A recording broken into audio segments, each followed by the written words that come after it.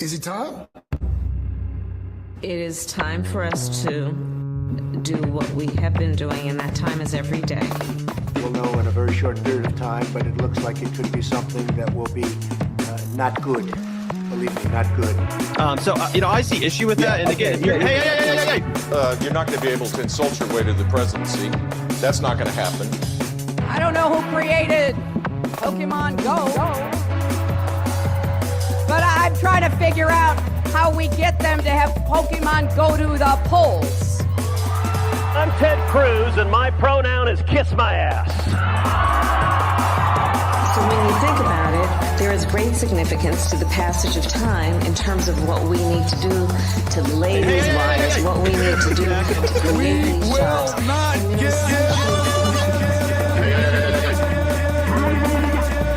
America is a nation that can be defined in a single word. I was going to put him Not good. Believe me, not good.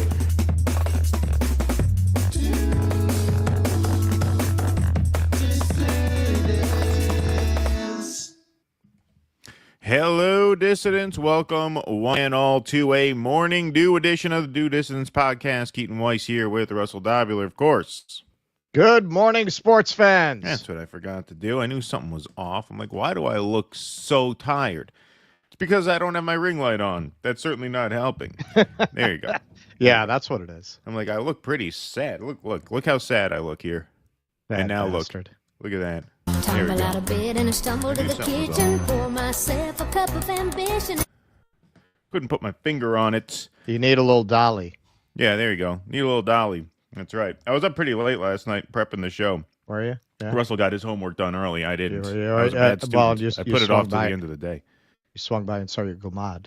Yeah, right, exactly. Yeah, no, I had, just a bunch of stuff yesterday. Didn't get to it until late in the evening. But actually, I was waiting until the last minute to do the Hegseth piece because we didn't know what was going to break. Yeah, so exactly. I'm like, if I do this, at 5 or 6 o'clock at night, then it's liable to be obsolete by the time we go live in the morning. And for all we know, it could be obsolete right now. We don't know. Well, I did my stuff after dinner too, because there was this whole thing, a CEO slipped on a banana peel.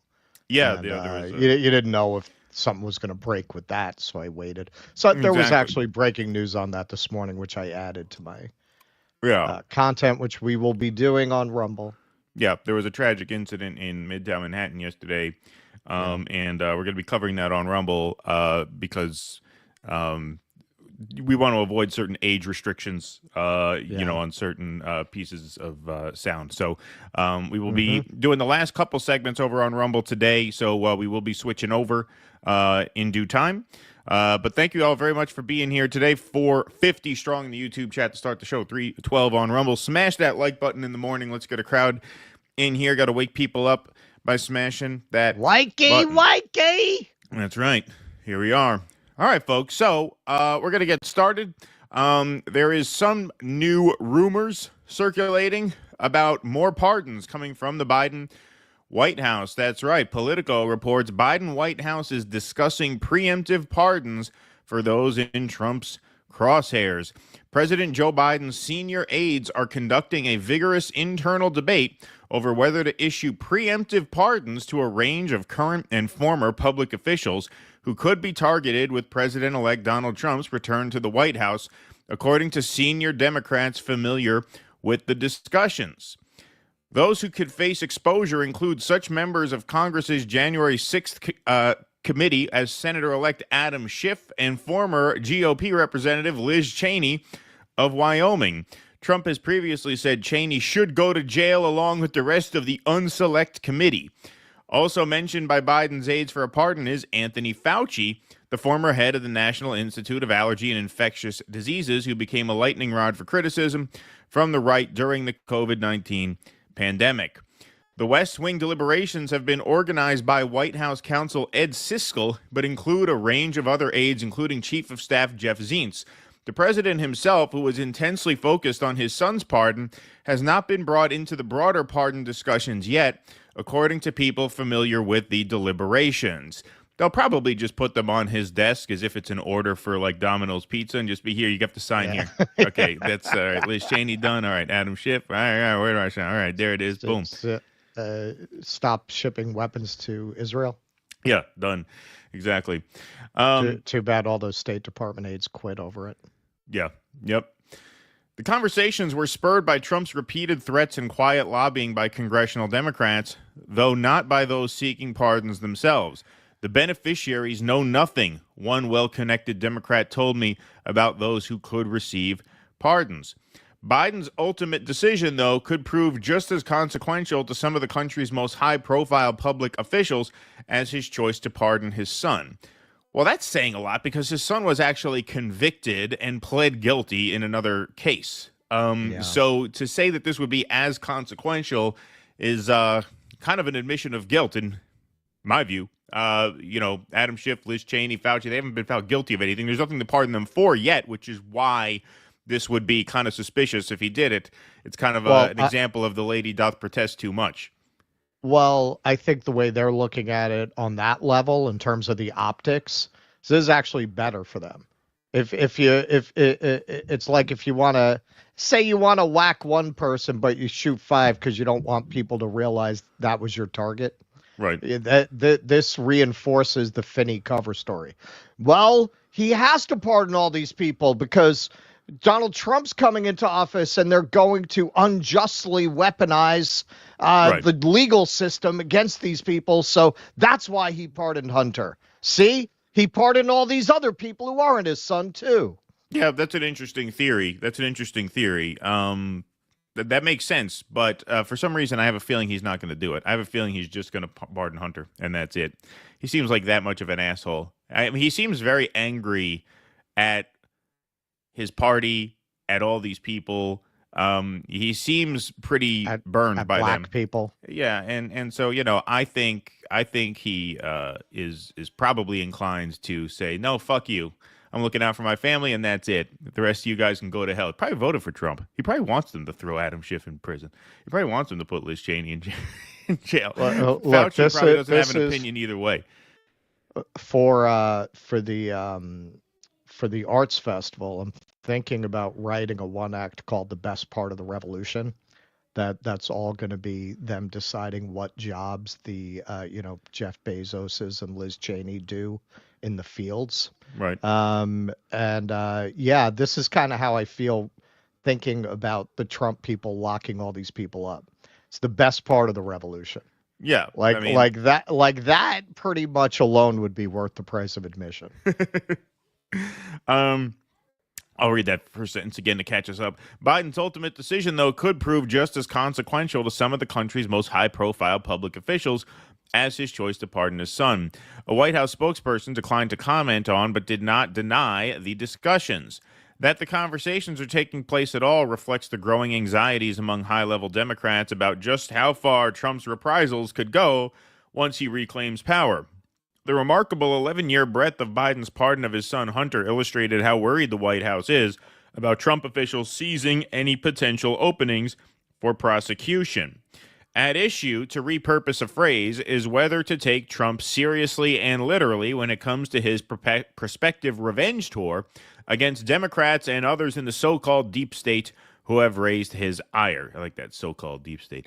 If it's clear by January 19th that revenge is his intention, then I would recommend to President Biden that he provide those preemptive pardons to people, because that's really what our country is going to need next year, Ed Markey said on WGBH last week. He should just pardon every Democrat in America. Just every registered Democrat gets a preemptive pardon. That's what he should do. That would be fun. I mean, so far they have not answered my request. Yeah, exactly. Well, I'll have to re-register. Listen, I'll register as a Democrat. You just have to pardon me for anything I might do. Representative Brendan Boyle, a close Biden ally who hosted the president in his district shortly before the election, issued a plea Wednesday for Biden to offer blanket pardons. This is no hypothetical threat, Boyle said in a statement, adding, "The time for cautious restraint is over. We must act with urgency to push back against these threats and prevent Trump from abusing his power." Other lawmakers, I'm told, have been just as emphatic in private with Biden's aides in calling for preemptive pardons. However, some congressional Democrats, including those who may be in Trump's political crosshairs, are uneasy about the idea of being granted a pardon they are not seeking. So this is part of the dance as well. Kind of throws the stink of guilt on you. Yeah, exactly. What were you pardoned for? Raise your hand. Please give me a pardon. Right, exactly. Yeah. I would urge the president not to do that, Schiff said. I think it would seem defensive and unnecessary. Cheney and Fauci did not respond to requests for comment. Fauci's, I'll take one. You want to give me a pardon? I'll take a pardon. I'm not going to say no to a pardon. Some senior Democrats I spoke with, however, wonder how many of those facing retribution are adopting a version of the vote no, hope yes mantra that often surrounds difficult legislative votes, which is to say some may publicly oppose preemptive pardons for reasons of innocence or precedence, while privately hoping the president offers legal protection. Well, yeah, I mean, of course, Adam Schiff is not going to come out and say, yes, I would love that. Please give it to me. I need it. Of course, they're going to say they don't want one. Especially for those officials without significant means, the specter of six-figure legal bills in the coming years is unnerving. Some Biden appointees, I'm told by people facing scrutiny, are already considering taking the best-paying jobs next year, in part to ensure they have the resources to defend themselves against any investigation. See, they have to go and lobby for Uber. Yeah. Right. Yeah, they really had to have their arms twisted for that. Yeah, exactly. So I think it's possible he does go after quite a few people, just because I think he's inclined to, given what they put him through. Beckett, you gotta. This is why I don't have any of those around here, man. It causes a lot of problems. Those kids. It's like a horror movie. Where you've got this kind of parasite that sucks the life force out of you, and you can just see the veins starting to come out. That's kind of what kids are. What was I going to say? So I think Trump is inclined. Those precious little bundles of joy. Yeah. I think Trump is inclined to go after people just because it's been done to him. And because it's been done to him, I have a feeling he is inclined to, use his power now to show less restraint than he did in the first term, where he chose not to prosecute Hillary Clinton, despite saying he would on the campaign trail. I really, didn't do much of this the first time around. I think he is inclined to the second time around for that reason, and for the added reason that, as we've talked about a lot on the show, conditions in this country are likely not to get better before they get worse. And I think a lot of the policies of Trump term 2 are going to make life pretty bad for people. And so I think this is red meat for the base. This keeps you politically popular among your base, even as their quality of life goes down the shitter, because it gives them the emotional gratification of, hey, look, he's going after the to own the libs buys you some political capital that, say, tanking the economy doesn't, as Elon Musk has foreshadowed is going to happen. So whether he signs him or not is an open question. In the classic sense. So whether he signs him or not is an open question. I still think Biden's likely not to do it. I think he's very pissed off at all these people. I don't think he gives a shit about anybody at this point anymore. I do think that they're able to exert a fair amount of pressure on him through whatever means. Like, hey, you've still got family members that haven't been prosecuted. So I think they can force him into it, just like they forced him into resigning the presidency. If they can force him into that, what can they not force him into? So I think in the end, if they really want to pressure him to do this, he won't feel he has a choice because of whatever they hold over his head or threaten to do to him. Then again, now that they've turned on him reputationally, which that was the rumored threat that got him to resign, that basically they were threatening to 25th Amendment him and start going out there and really talking about him as this senile old man. And you otherwise, if you resign now, we'll call you a hero, which they did. They all sang from that hymnal. Oh, what he did for the country. Didn't really take, but they tried. so he doesn't have that motive, but who knows what else they could impose on him. I think it'll come down to whether the geniuses that run the party decide the optics are good or bad or neutral or doesn't matter for them.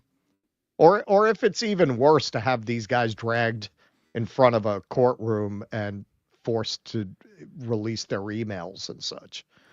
Yeah, I mean, these are the highest profile names that we're hearing about. The other thing you have to think about is how many people can they pardon? How many people are on their list of potential suspects limit, under Donald Trump? Right, there's no theoretical limit. No, but I'm saying there's a limit to, like, who you can look into. Like, I was exaggerating, obviously, pardon every registered Democrat, but there's no telling who he might try to go after. Okay, you take Fauci off the board, you take Liz Cheney off the board, you take Adam Schiff off the board. Who knows? Eric Swalwell for the Chinese spy thing. They might decide to go after. Like, there's a lot of people who you could potentially find in the crosshairs of Trump that you might have to pardon. Now, theoretically, like I said, there's no limit.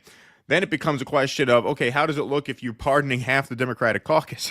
Like, you're issuing pardons for 100 elected congresspeople? Like, there's got to be a political price to pay for that. The Democrats have already dug themselves quite the deep hole in that respect. If he really wants to change the conversation, the genius move for him on the way out the door, and also the if he actually does believe in hell move, would be pardon every single person who's in prison under the sentencing guidelines of his crime bill. Well, yes, that I would obviously support a great deal. And yes, that would be something, that would be a pardon I could get behind. And that would clear Liz Cheney of any, nonviolent drug offenses she might have in her past. Yes. She's probably a big coke fiend back in the day. Seems like quite the partier.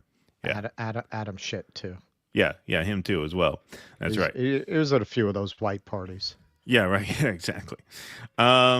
Hillary Hinton says, so I'm rewatching Lost, and the Seychelles are a minor plot point in season 5, because of course they fucking are. Many miles away, something crawls to the surface of a dark Scottish loch. So they were mentioned in Lost too. My friends tried to get me to watch Lost. I never could. I found it so boring. Lost was very good until it went sideways. It's the very rare show where a bad ending makes you not want to watch the show. That's why it didn't wind up being part of the cultural conversation in a permanent way, like Breaking Bad, because people hated the ending so much. And because it's a mystery show, how it ends is really important, because that determines whether it's worth getting invested in the mystery at the beginning. So nobody who watched Lost ever told anyone who didn't, no, you should really watch that, because you're setting yourself up for such an enormous disappointment. The ending is so awful. Now, I understand that's not entirely their fault. Like, there were cast members they were supposed to have that they had plots built around who didn't renew their contracts, so they had to change everything last minute. But for whatever reason, it's the most trite, sophomoric ending imaginable. The setup is so much better than the explanation that it's just not worth watching. Yeah, I never got into it. I could never get into it. No, I loved it. I loved it until tried to get me to watch. That was one of those college shows that everybody loved at college that I hated. Family Guy, Lost, I never got into Family Guy, but Lost. Yeah. It was when it was good, it was very, very good. I actually had the guy who played Sawyer for a carriage ride. Oh, yeah? Took a carriage ride while Lost was still on. Oh, wow. That's a high profile, right? Nice guy. Yeah. All right. Stephen A. Smith put out a video arguing that Democrats need to STFU. Yeah, I've seen a couple of his things. Yeah, they're all trying to jump out in front of the parade now. Yeah. Well, Stephen A. Smith. All of a sudden, they're all like retroactive prophets. Well, Stephen A. Smith was always a bit of a contrarian and a flamethrower. It was always kind of hard to pin down what his politics were. ESPN guy, always had kind of heterodox views, but yeah, kind of a pugnacious personality. I've seen a couple of interviews with him. I don't know. I guess he has his own social media channels, his own show or something. But I've seen some interviews with him as well. Okay, let's go to Michael Castillo. Big sound drop for Michael Castillo. Let's hit it for him. Thank you for the $50 this morning, Michael. Appreciate that very much. There we go. Thank you. Michael says, good morning. Jimmy will be at the mothership February 21st to the 23rd. Yeah, well, let's go, right boys. when Shama is doing her thing. Otherwise, you would have been there. Yeah, the mothership. Bad timing. Yeah. And in fact, I might have gone out there for that gig. I might have gone to Austin for that gig. Yeah. As for me against you, who the hell are you? Are you Jesus Christ, you loser? He's actually workshopping a set about the Consumer Financial Protection Bureau for the mothership. Yeah. Is he really? Yeah. No, I'm kidding. Yeah, but that would be a good set to do. It would be possible. Yeah. It would be possible. You never know. There.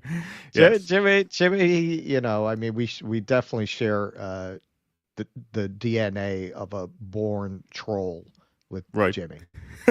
We're all born trolls. We all like when we see a sore spot, we like to stick the finger in there. Right. Yeah, exactly. Yeah, that would be a little bit over the top. So yeah, that was just a joke. That would be pretty fucking funny though. Yeah. Let's send him jokes. Right, yeah, exactly. We could pitch him some stuff. Eric Rousseau, the Hunter blanket pardon from 2014 to 2024 was to protect President Biden's criminality. Yep. Yes. And James. The whole fucking family, man. They're all fucking criminals. Yep.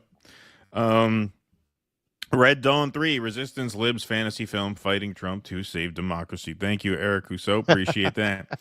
All right, let's go. Was there a Red Dawn 2? There was no Red Dawn 2. Was there? I don't know. I don't think so. There was a remake. Let's go to piece number 2. Russell, you put this together last minute. Let's do this crypto thing. All right. So this was one of my New Year's predictions. I don't think I'm going to come out too good on this year's, so I'm going to relish the one that I'm right about. Bitcoin tops 100,000 as monster 2024 rally reaches new highs. So those of you in our audience holding Bitcoin, congratulations. You know how volatile it could be. This could be back to 10,000 in 6 months. It's kind of what happened during COVID. It got into the 70s, then very quickly dropped down into almost got down to 10,000, I think. The price of Bitcoin soared past the long-awaited 100,000 benchmark for the first time ever late Wednesday evening. The flagship cryptocurrency was higher by more than 3% at 102,485.78 in early Thursday trading, according to Coinmetrics. Earlier, it rose as high as 103,844.05. Bitcoin is now up more than 140% in 2024 and 48% since the election. Wow. So that's like 1 month, 48% gain. What are you doing with your money in a index fund, right? Yeah. The move came after President-elect Donald Trump announced plans to nominate Paul Atkins as chair of the Securities and Exchange Commission. Quick, Keaton, look up Michael Tracy's Twitter. Yeah, right, exactly. Look into this guy. Fulfilling perhaps his most important campaign promise to the crypto industry to replace Gary Gensler, who has become something of a villain in crypto for the agency's regulation by enforcement approach to the industry under his leadership. Now, Donald Trump, never one to miss the moment, on Truth Social posted, "Congratulations, Bitcoiners! 100,000, you're welcome. Together, we will make America great again."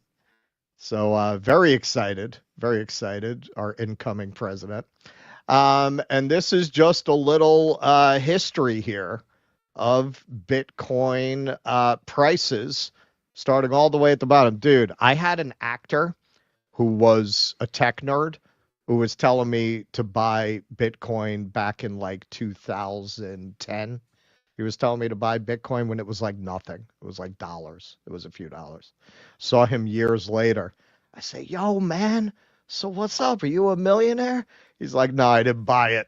Oh, yeah. Like, motherfucker, you told me to buy it. Right. Couldn't believe that. So you could see the volatility here, up, down, but woo, it is up right now. It's a day of celebration for longtime Bitcoin investors who have held on for dear life or hodled through several of the cryptocurrency's boom and bust cycles, during which government and financial institutions remained dismissive and even hostile toward the asset class. That's largely because of the cryptocurrency's anti-establishment roots.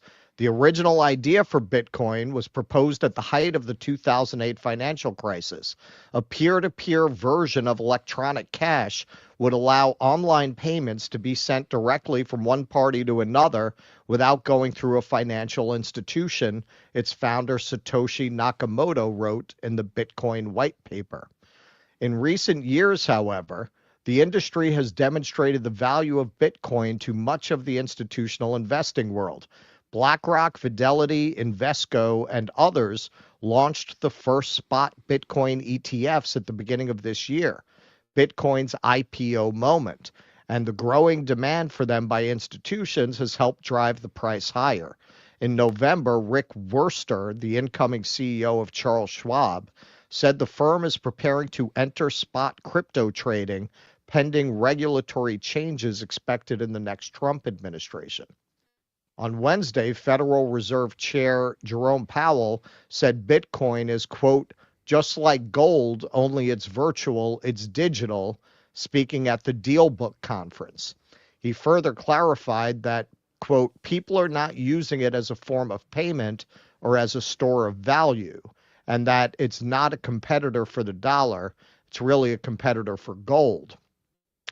Quote, we're witnessing a paradigm shift after 4 years of political purgatory. Bitcoin and the entire digital asset ecosystem are on the brink of entering the financial mainstream, Mike Novogratz, CEO of Galaxy Digital, told CNBC. And so here's another illustration of the very, very, very volatile movements of Bitcoin over the years that it's been around. Bitcoin had widely been expected to reach the landmark $100,000 level since the U.S. presidential election. However, excited investors set Bitcoin closer to this mark much sooner than initially anticipated. It rose as high as $99,849.99 on November 22nd. There is much hope that Trump will deliver on several pro-crypto initiatives in the year ahead, including the establishment of a national strategic Bitcoin reserve or stockpile, no taxes on crypto transactions, and opening up the crypto public equity markets with more IPOs. Quote, over the long term, I'm bullish, Novogratz added. It won't be a straight line up, and investors should always consider taking gains off the table. But with a pro-crypto administration about to take charge in the U.S., it'll be hard for the rest of the world not to take notice. So if he lifts taxation on crypto trading, that is going to bring a huge amount of money into crypto, because why wouldn't you trade crypto? Why it would make it a much more attractive investment class than stocks or bonds, where you're going to have to pay for the profit. Now, I think that also increases the gamification of investment, which is already pretty far along. I have always felt that crypto is more, not the technology behind it, which has other applications, but crypto itself, it's like modern art.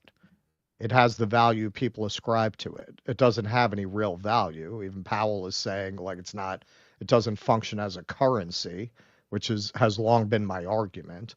You can't have a currency that volatile. Right. It's not a currency. Today it's worth one thing, tomorrow it's worth half what it was. How can you use that as a currency? So I find the whole thing decadent. I find it a symptom of the decadence of our culture, that you have this absolutely worthless conceptual asset class that is the focus of all of this investment and Sturm und Drang, when it's really, it has no inherent value. And people will argue, well, currency doesn't have inherent value. Yes, but it's not as conceptual. It's tied to GDP, or it's tied to gold as it once was. It's tied to something. It's tied to a national output. It's tied to something substantial. It's tied to the prospects of a nation's productivity, of its economic activity. This is literally tied to absolutely nothing. Right. It is purely an idea. Yeah. And how much people, just like modern art, it's worth whatever you're willing to pay for it. Right. It depends on the collective whims of a certain, group of people who hold it. Right. That's it. Yeah. So, but hey, man, the Trump people, they're ready to go all in on this. So sure, that's why I predicted it was going to hit 100,000 this year, because you could see the direction the financial services firms were going in. They were going in the direction of adoption. And as they go in that direction, that brings in a lot of investor money. You start making this part of Vanguard, State Street kind of investment portfolios, a normal part of people's retirement accounts. You know how much money you're talking about coming into the crypto space? So sure, but I suspect that crypto would not survive a real economic shock. Like a real collapse of the dollar. Shit gets real. These kinds of whimsical fantasy fixations go away pretty fast. Yeah, well, this is a big part of actually how Trump sort of put together this win in November. Yes. He appealed to several different kind of niche groups, like the Manosphere type Rogan audience, the Libertarian Party with the promise to free Ross Ulbricht, and the crypto people. He really campaigned on a pro-crypto platform. He didn't center that, since ultimately it's a niche group, but he drove enthusiasm amongst these certain communities of people, if you want to call them that, who don't normally engage in electoral politics. And little by little by little, he was able to add, a point here, point there, point here. And, that was enough to put him over the top in enough places to win. And so this was sort of central to his strategy, is sort of putting together these disparate groups of sort of non-ideological people. That's what the Maha thing was. That's why Tulsi's endorsement was big. And that's even like the Rescue the Republic, as cringe as we think that was, a representation of this sort of campaign to sort of bring in, people who don't normally vote Republican, if they vote at all. Obviously, young men went for Trump this time. Young men are the least reliable voter bloc there is. But, he was able to piece together this win by just making pitches to these groups, and it worked. And so it's not surprising that he would tout this, because this is something that, like I said, you didn't see this everywhere because there are not enough people who are invested in this to the point where he's going to center this in the campaign. But from time to time, you did see him chirping about how he would be a very pro-crypto president. Yeah. Sure. Really, this might be worth doing an article or a video essay about. If you remember, we did cover this during the darkest depths of COVID, when I think we were just doing Facebook and articles back then. I wrote a couple of articles about the whole Wall Street bets thing while the GameStop short squeeze was going on. And I spent a lot of time just reading Wall Street bets posts, and they were fascinating, because a lot of the people on there, they were Gen Z, they were young men, overwhelmingly men. They were the children of the financial crisis. I can't tell you how many of those posts were saying, this is revenge for my father who lost the house. Right. This is revenge for my mom who started drinking after she lost everything in 2008. And they were very into donating money to children's hospitals and giving back. And I said at the time, it's interesting, like these kids are turning libertarian because they've grown up in a world where you can't trust the system. So very anti-establishment and very libertarian. In this election, you could say, and this is an angle nobody's really going at it with, the Wall Street bets GameStop thing kind of foreshadowed that wave of Gen Z men voting for Trump, and the way that they're aligning with this kind of Mises Caucus neolibertarianism. You could see it right there in that movement. Yep, I think that's right. I think it's absolutely true. All right, we're going to move on. JM, thanks for the $2 and the thumbs up. My plug fell out. Oh, Thanks for the no problem. Thanks for the $2 and the thumbs up on YouTube. Kuznetsky Basaint, thanks for the $9.99 super sticker. Appreciate that very much. We like I said, folks, we'll be moving to Rumble later on in the show. We got 6:30 over on Rumble, 1,200 strong in the YouTube chat. Let's smash that like button and smash that follow button and that subscribe button. Let's get a crowd in here this morning. Excuse me. We have a bunch of segments to do here on the YouTube side. Then, let's say we're going to do 2 segments over on the Rumble side as well. So let me actually, while we are paused here, I want to go to a word from our supporters. Let's do our supporter scroll right now. Pardon me. There we go. Sorry. Working off of one today. There we go. Beautiful. So, folks, if you like what we do here, you could help us do more of it by going to patreon.com/DoDissidents, DoDissidents.substack.com, or you can join our locals. Go to DoDissidents.locals.com. If you're watching on Rumble, you can join our locals by clicking that bright red join button right underneath the video player. Everybody else, you can go to DoDissidents.locals.com and support the show. You get your name up in lights here on the show scroll. You also get call-in access to our post-show Q&As every Sunday night, as well as bonus live streams, film club nights, and access to streaming our special live events.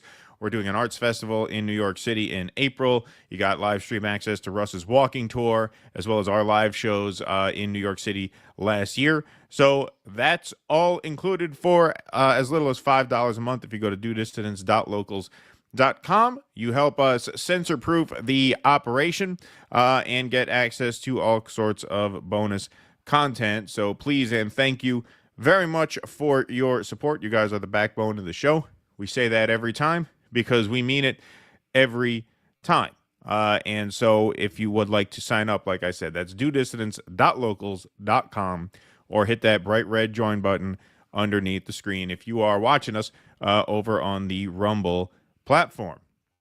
What happened? Your laptop got unplugged? The laptop got unplugged, and then I was like, I mean, since I got out of the chair, I might as well piss. Oh, there you go. While I'm up. Yeah. While I'm up. Yeah. While I'm up, I might as well not, like, just sit there and hold it for the whole show, like I usually do after my tankard size of coffee. Yeah, exactly. Well, especially in the morning time. All right. Let's move on here. We got a segment that we've been hearing quite a bit about. Some of you guys requested we do this. We've had our eye on this for a while, and so it's good to get to do this segment again. We visited this with our friend Misty Winston a couple weeks back, but CBS Evening News posts, "Just need people to come check on us. Survivors of Hurricane Helene tell Janet Shamlian in Asheville, North Carolina. Months after the storm made landfall, people are still displaced by the storm and are now facing bitter temperatures." So we are dealing with some pretty cold weather here on the East Coast. I mean, it always gets cold this time of year, obviously, but it's pretty cold. It was like 17 degrees yesterday here in upstate New York. Was it 17 up there? Yeah, winter is off to a colder than usual start, which is obviously horrible for these poor people who are still sleeping in tents 2 months after Hurricane Helene hit North Carolina. So we're going to take a look at a bit of this report here. And biting cold. December delivering a different type of storm to hurricane-ravaged western North Carolina. What do you need? Just people to come check on us.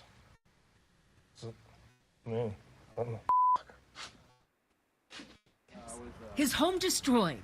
Steve Crowell showed us the tent he lived in for weeks. Is this your food in boxes? Well, yeah, people drop stuff off that we already have, and most of it's expired food. This is how hundreds of people are still living in western North Carolina, in campers and in tents amid bitterly cold temperatures. Shauna Levine's family with 7 children has been staying in this shelter, a former Gold's Gym, for 2 months. How do you think your kids are doing? They're struggling, but they're managing it well. Definitely has affected them. Dozens of people who lost their homes are staying here, but the lease is up. They have to be out by the end of the month. We are refusing to let these people be out in the street.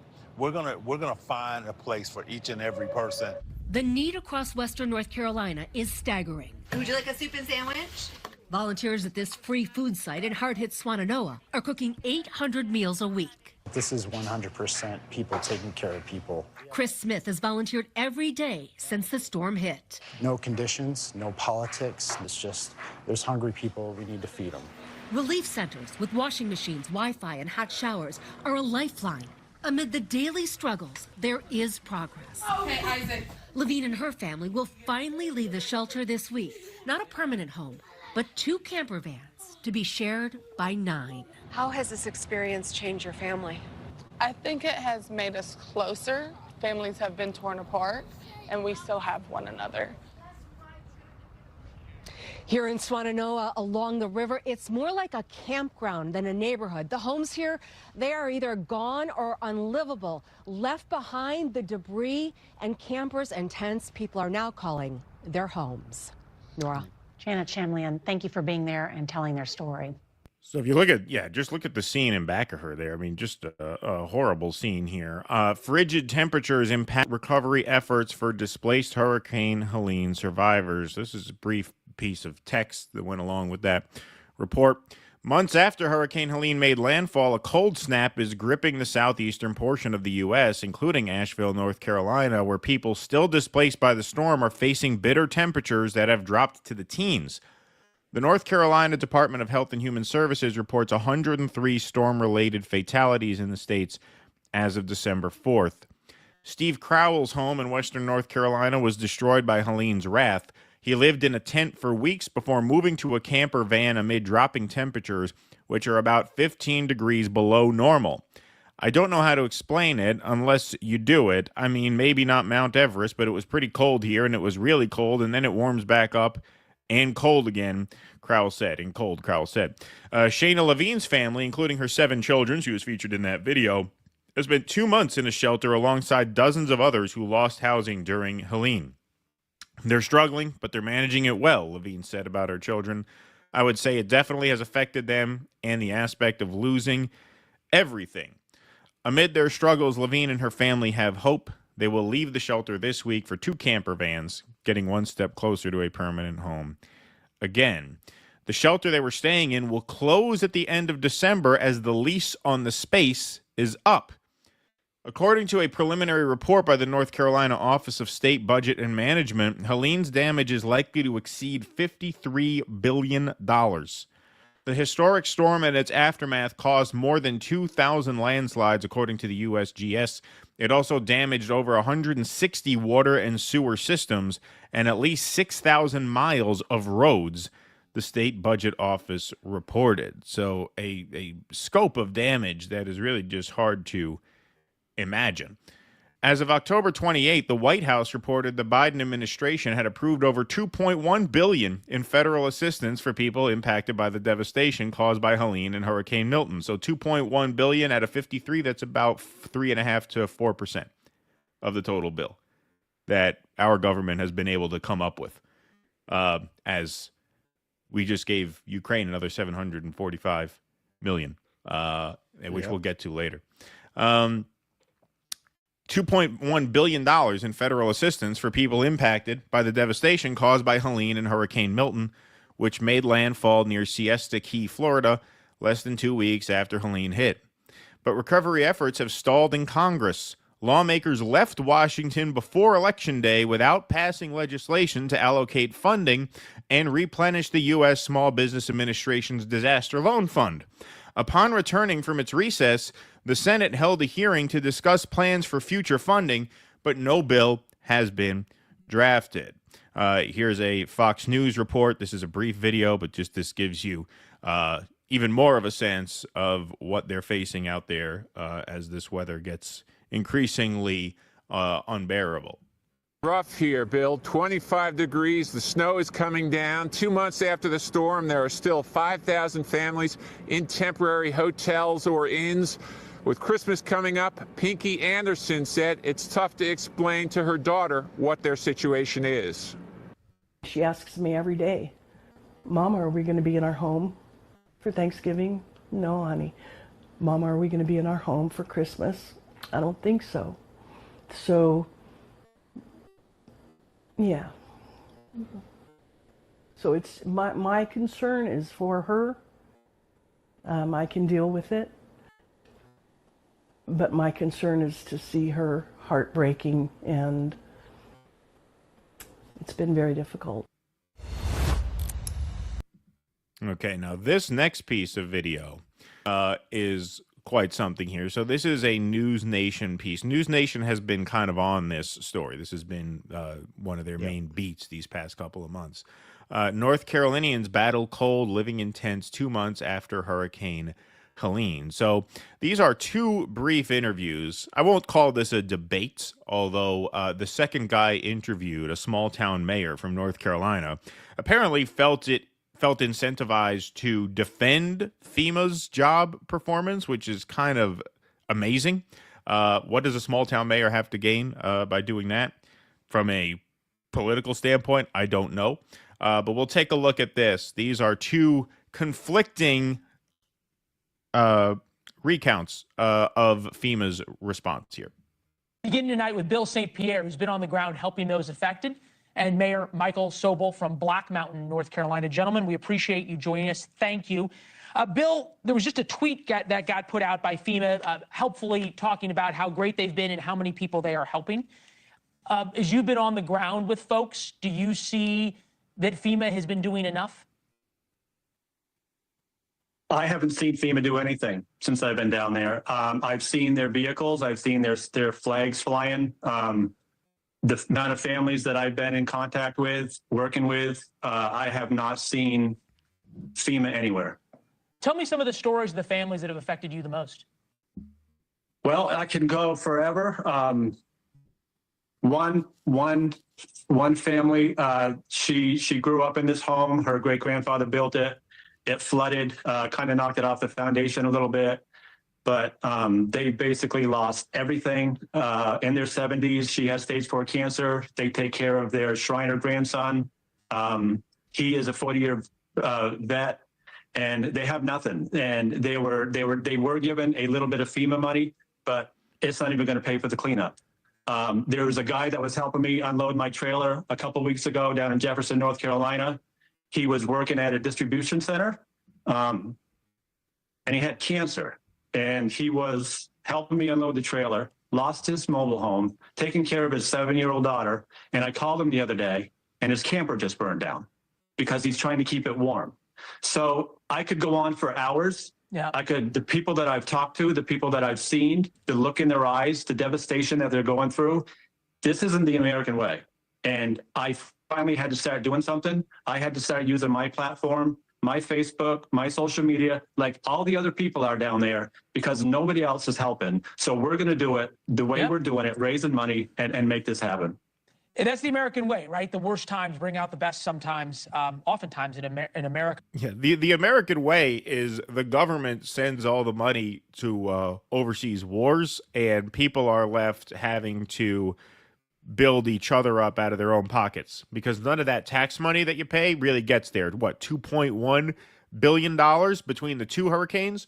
So yeah, that's the American way. This is part of the propaganda, and I'm not trying to beat up on this guy. I don't think he means that. I think News Nation, to their credit, has done a pretty good job covering this. So I'm not trying to beat up on the guy. I have been thinking that, because when they first announced News Nation, especially with Chris Cuomo, who was kind of a laughingstock at the time, everyone said, "What the hell is this?" But they wound up kind of making themselves valuable. Yeah, no. So I'm not saying that this guy is sort of consciously guilty of that, or even guilty of that at all. This is part of just how this country becomes so propagandized. And you'll see this mayor now, who they toss to, start talking about how, well, the churches are stepping up. And it's all, and I'm not saying it's intrinsically bad that the churches step up, but why does it fall to them? You have a government that's supposed to, the number one responsibility of any government is the security of its people. So when a natural disaster hits like this, and you see the scope of this, 6,000 miles worth of roads, damaged, 160 water and sewer systems damaged. I mean, this is a real apocalyptic level crisis that stops civilization from functioning here. And this is now 2 months later, coming into wintertime, and you got people in tents outside in the cold. If the government can't help people in this situation, what does the government exist for? And so this deference to individuals, while it's noble for individuals to step up and help, obviously that goes without saying, that only serves to sort of absolve the government of their responsibility to protect their people. This is a matter of security. You have a responsibility to keep your people safe. That is the number one function of any government. And they are neglectful in that to such an egregious extent here. Whereas 2 months later, as winter cracks down on us, as we're experiencing colder than normal temperatures here on the East Coast, you still got people in tents. Well, this is the ultimate vision of a certain strain of libertarianism that, well, if you take that money away from government, it'll fall back to the people and basically mutual aid and charity and philanthropy. They want to go back to the 19th century. That's ultimately, there was healthcare for the poor in the 19th century. It was through private philanthropy. You can watch, they very accurately represented this in a show called The Nick that ran for a couple of seasons on, I think, Showtime. It was about an actual historic hospital that used to be in Harlem, the Knickerbocker. It was a charity hospital for the poor. And yeah, man, you'd have your leading families, your Astors, your Schylers would be on the board of directors. That free health clinics in New York, they were called dispensaries. Some of those buildings are still standing. Yeah, that was how that was handled. Now, for a certain kind of person, that's not a horrible anachronism. That's something to aspire to. That everything would go back to the churches and private philanthropy, but we can see how that works out. Right, of course. All right, so now because we go to Michael. The scale and scope of it is just beyond what you can deal with that way. That's why you give these things to government. Right. The government the government steps in when a problem is too big, too expensive, and too important to delegate to private hands. You can't put 6,000 miles worth of road repairs in private hands. It's too vast and complicated a project with too many moving parts, and it costs too much money. Healthcare, hey, theme coming up later on the show, too big, too expensive, and too important to be put in private hands, right? That's the case for government healthcare, right? Infrastructure like this, same idea. Okay, now this is kind of astounding that this small town mayor, Michael Sobel, I could see if you're like the mayor of Raleigh, or if you're running for Senate or governor, if you have like presidential aspirations and you want to curry favor with some higher up people so that maybe they'll, if not fund your campaign, at least be friendly to your campaign. What does the mayor of Black Mountain, North Carolina have to gain from sucking up to FEMA like this in these circumstances? We'll see. Okay. Mayor, I know it's difficult as a local official to be caught between wanting help from your community from FEMA and then trying to help the folks who are so desperate that you represent. Help us understand this giant disconnect between what we hear that FEMA is doing a great job and they're everywhere and these stories that are being told and we have every reason to believe are true. Well, I have to challenge St. Pierre. There's no question that FEMA has not done as much as what people want. However, FEMA is not Jesus Christ. We can't expect miracles overnight. I know that in the town of Black Mountain, FEMA has done a damn good job. They have given people, they have helped people. Have they completely made everyone whole? Absolutely not. But there's people living in tents, Mayor. Understand that it takes a while to do this. 67 days and people are still living in tents. We have video of the FEMA compound. They seem to be doing pretty well. I can't I'm just trying to figure out what people should expect. And it doesn't seem 67 days is too long to expect a trailer that the government has money for, is it? Well, you said that they should be able to buy 20,000 trailers. I own trailer parks. I know what trailers are like. Do you realize how long it would take to get 20,000 trailers? It would take a while. There's That's not fair. 20,000 trailers out there. Now, that would be a good thing. There's no question it would be good. It'd be good for them to bring them in. But for right now, they don't have the resource. They've got the resources, the money to buy them. But the trailers are not available. People are living in tents. Wow. Yes, they are. And I'm sorry. But you know, let's look at the other side of it. Our community has stepped out and helped so many people. Yeah, we understand that. There are churches around in here. That's what's incredible, right? Yeah, no, that's great. So, I mean, where the fuck do you get the balls?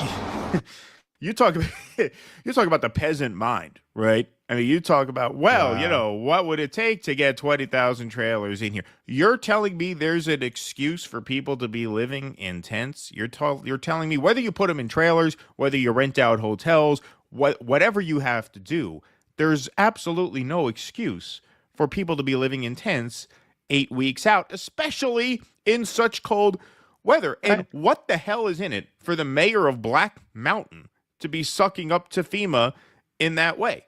Like how do you benefit from doing that? You're just going to turn your community, very, very starkly in your opposition, I would think. Well, the fact that he owns trailer parks is kind of an indication right there. Those folks are not known for their decency and their love of their fellow human beings. Those are kind of reputedly slumlords. I don't want to cast aspersions on everyone who owns a trailer park, but a lot of those guys are pretty fucking scummy, especially now. Wow. Especially these days. More Perfect Union did a whole documentary. Oh, yeah? How these people in trailer parks are getting squeezed by the management and the ownership. I'll send that to you. So that might be an indication there. He might have, he's the Lord of the Manor himself. But yeah, I mean, all of that, you just listen to that. Well, you can't expect our Lord to be prepared for such an unforeseen disaster at a moment's notice. Right. Yeah, man, that is the peasant mind. And this is at the same time, just as I say with the border, the idea with our resources that we can't close the border is absurd on the face of it. So there's a reason they're allowing that. A country that could send all of this military equipment without a hitch to these distant nations, Ukraine, Israel, the logistics and transport capacity necessary to be sending all of these rounds of ammunition, to be sending these mortars, to be sending these tanks, and you can't send trailers? That's absurd on the face of it. We just don't give a shit. That is not our, you know what it is? Hurricane victims don't have a lobby like the defense contractors do. It really comes down to who has a lobby, who's bribing people, who's paying for their campaigns. The people are an afterthought. They're only interested in people when an election comes around. And then they're going to, that's why they never follow through on the things that they promise, because they don't care about you. They only care about getting your vote. And this is another reason on both sides that culture war is so vital to our politics, because without it, they'd have nothing to talk about, nothing they want to talk about. They have to get you mad about the boy who wants to play track with the girls, which I'm not for. That's not what I'm saying. But that argument is vital for them. They need you fighting about that to rationalize your vote, because otherwise you'd have just absolutely no reason to support any of these people. And at that point, it's only a short step to, so why aren't we overthrowing these people? Why are we even supporting this system? That's what our friend Anise just wrote in his article. He very George Carlin. Voting only encourages them. Yeah, it only encourages them. So 20,000 trailers. If you assume a trailer costs $50,000, because you're not talking about like the full mobile home, you're talking about a camper basically, which on average they go for about $50,000. The government could probably buy them cheaper if they buy 20,000 of them, I'd imagine. But let's assume it's $50,000 a piece at times 20,000. That's $1 billion, if my math is right. Check me, chat. I think the math is right on that. But I think that's $1 billion. Some shows have producers. We have the chat. Exactly. We have the chat. Yes, that is obviously such a drop in the bucket compared to what we are now shipping overseas to agitate for World War III. It's such an insult. In fact, Joe Biden just authorized another $725 million. Sorry, I said 45 earlier. Correct the record on that. Biden administration announces additional security assistance for Ukraine. As part of the surge in security assistance that President Biden announced on September 26 to put Ukraine in the strongest possible position, the Department of Defense today announced additional security assistance to meet Ukraine's critical security and defense needs. This announcement is the Biden administration's 71st tranche of equipment to be provided from DoD, 71st inventories for Ukraine since August 2021. This presidential drawdown authority package, which has an estimated value of $725 million, will provide Ukraine additional capabilities to meet its most urgent needs, including air defense capabilities, munitions for rocket systems, and artillery and anti-tank weapons. This is a press release from the DoD itself. So $725 million, that would pay for about at least 15,000 of those 20,000 trailers that you would need out there. And if that's just unfeasible for logistical purposes, housing for people, hotels, living units, transportation to more livable areas. You can't say that can't happen, but let's take a look at where this money is going instead.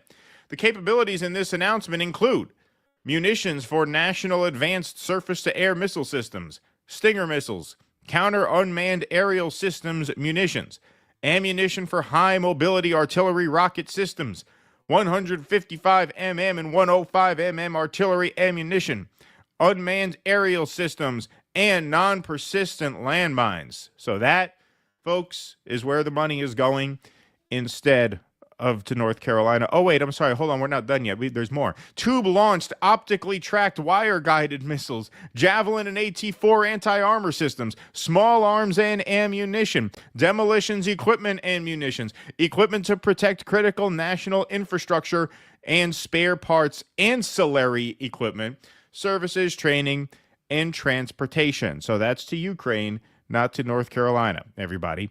On top of that, Joe Biden is in Africa this week. Here's some footage of Joe Biden in Africa. Goods and services, but will also promote shared prosperity. He's meditating. Literally, he's nodding off to sleep.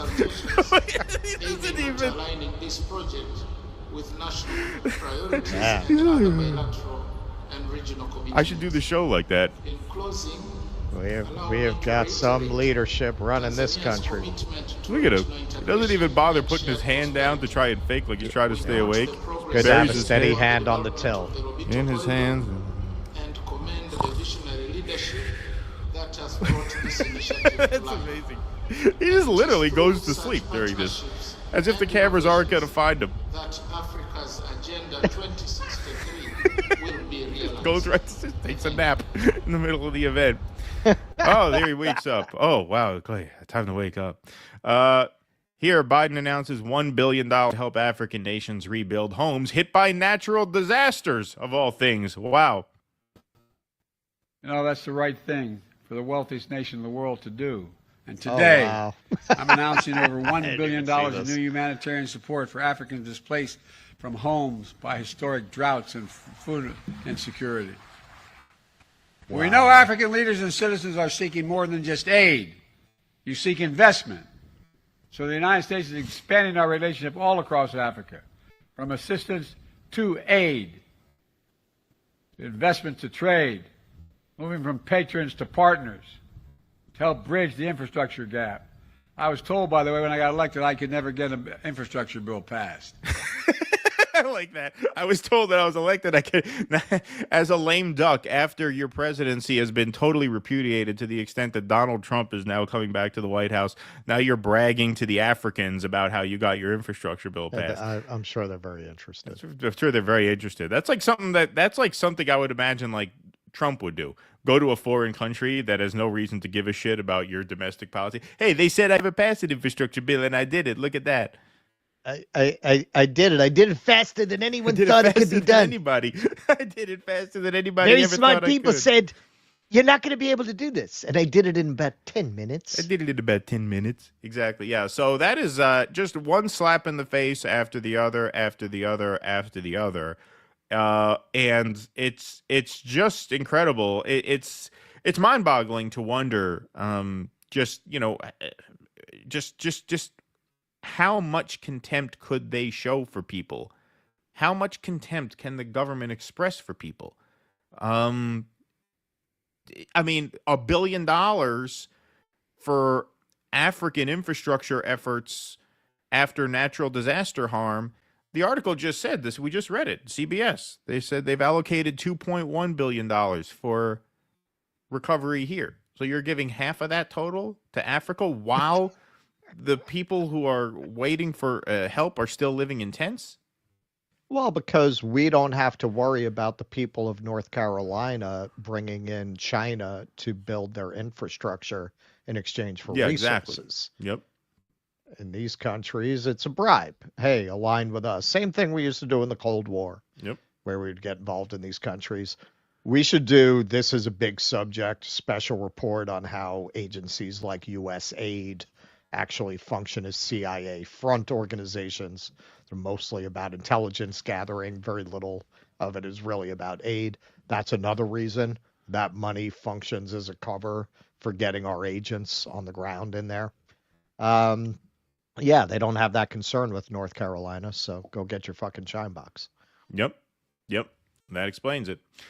All right, we're going to move on. Let's take some super chats and some Rumble rants here. Kuznetsky Bassane, thanks for the $4.99.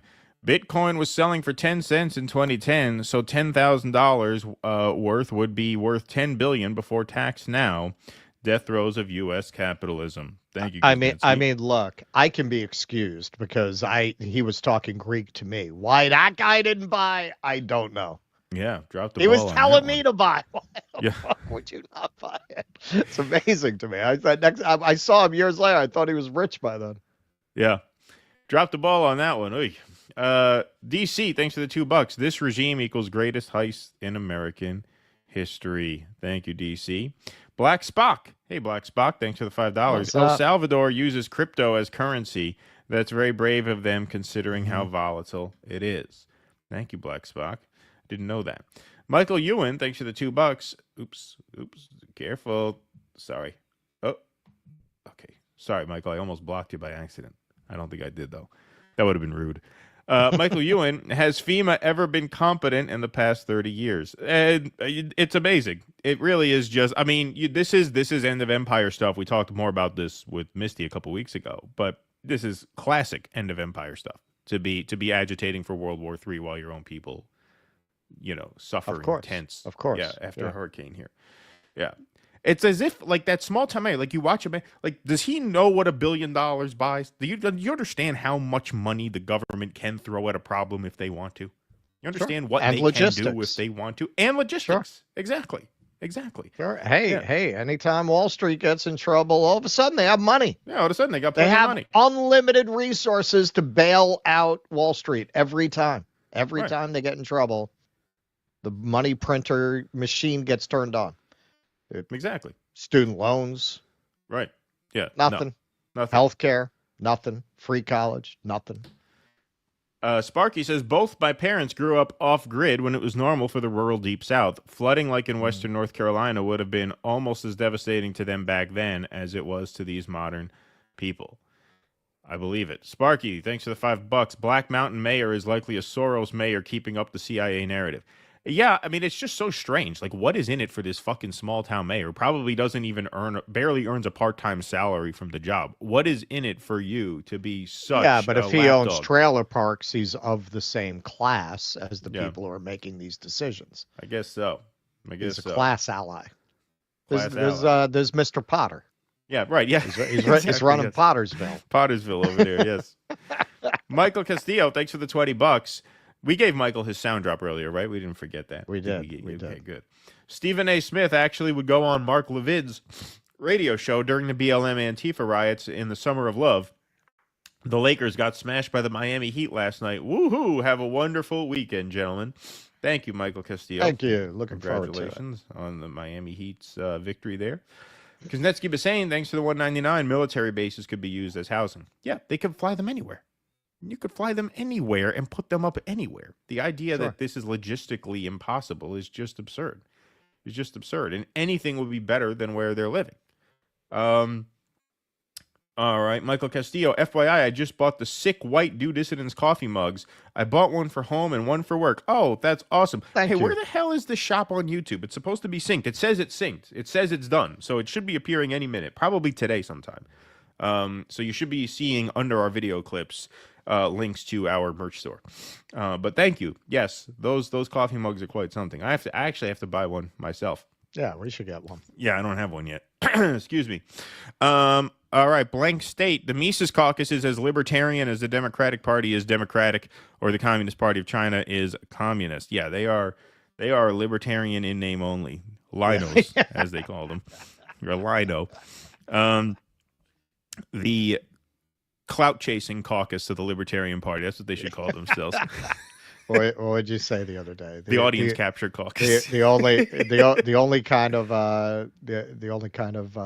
abuse of freedom that they're angry about is COVID. Oh yeah, no, they're libertarians on COVID, and then they are authoritarians on pretty much everything else. Yeah, that seems to be what their priorities reflect. They might say otherwise, but they seem to have a real carve out for that. Eric Rousseau. You want to make abortion illegal? Welcome. Yeah, welcome. Right. Want to interrogate protesters? All right, yeah, okay, fine. Right? Sure. Just don't wear a mask at Thanksgiving. You didn't wear a mask at Thanksgiving, right? Yeah. just don't wear a mask around me. I mean, these people, you want to talk about deeply unserious. Yes, I mean, that is completely unserious. That is just absolutely clownish politics. Fuck the American people. We must funnel money to Ukraine and Israel. America is circling the drain. America last. Eric Rousseau. Thank you, Eric. Appreciate that very much. Okay. Hey, speaking of housing and resources, we're going to pivot to a New York story here. So we just did a North Carolina story. This is a New York story. We got a couple today. A lot of New York going on today. Yeah. Our CEO, he slipped on a banana peel in Midtown. Yeah, something happened. We're going to have to look into that. We're going to cover that later. All right. So our illustrious mayor, Eric Adams, made a lot of headlines because no one seems to be more excited about the victory of Donald Trump than Eric Adams, who has been, a lot of people are saying, well, he's cozying up to him because he wants him to drop the charges. And he actually addressed that in his press conference. And I must say he's right. He's been bitching about the way the sanctuary city laws tie his hands for a while. He didn't just start complaining about this. But now that Trump has won, he's really doubling down. Those who are here committing crimes, robberies, shooting at police officers, raping innocent people, have been a harm to our country. I want to sit down and hear the plan on how we're going to address them.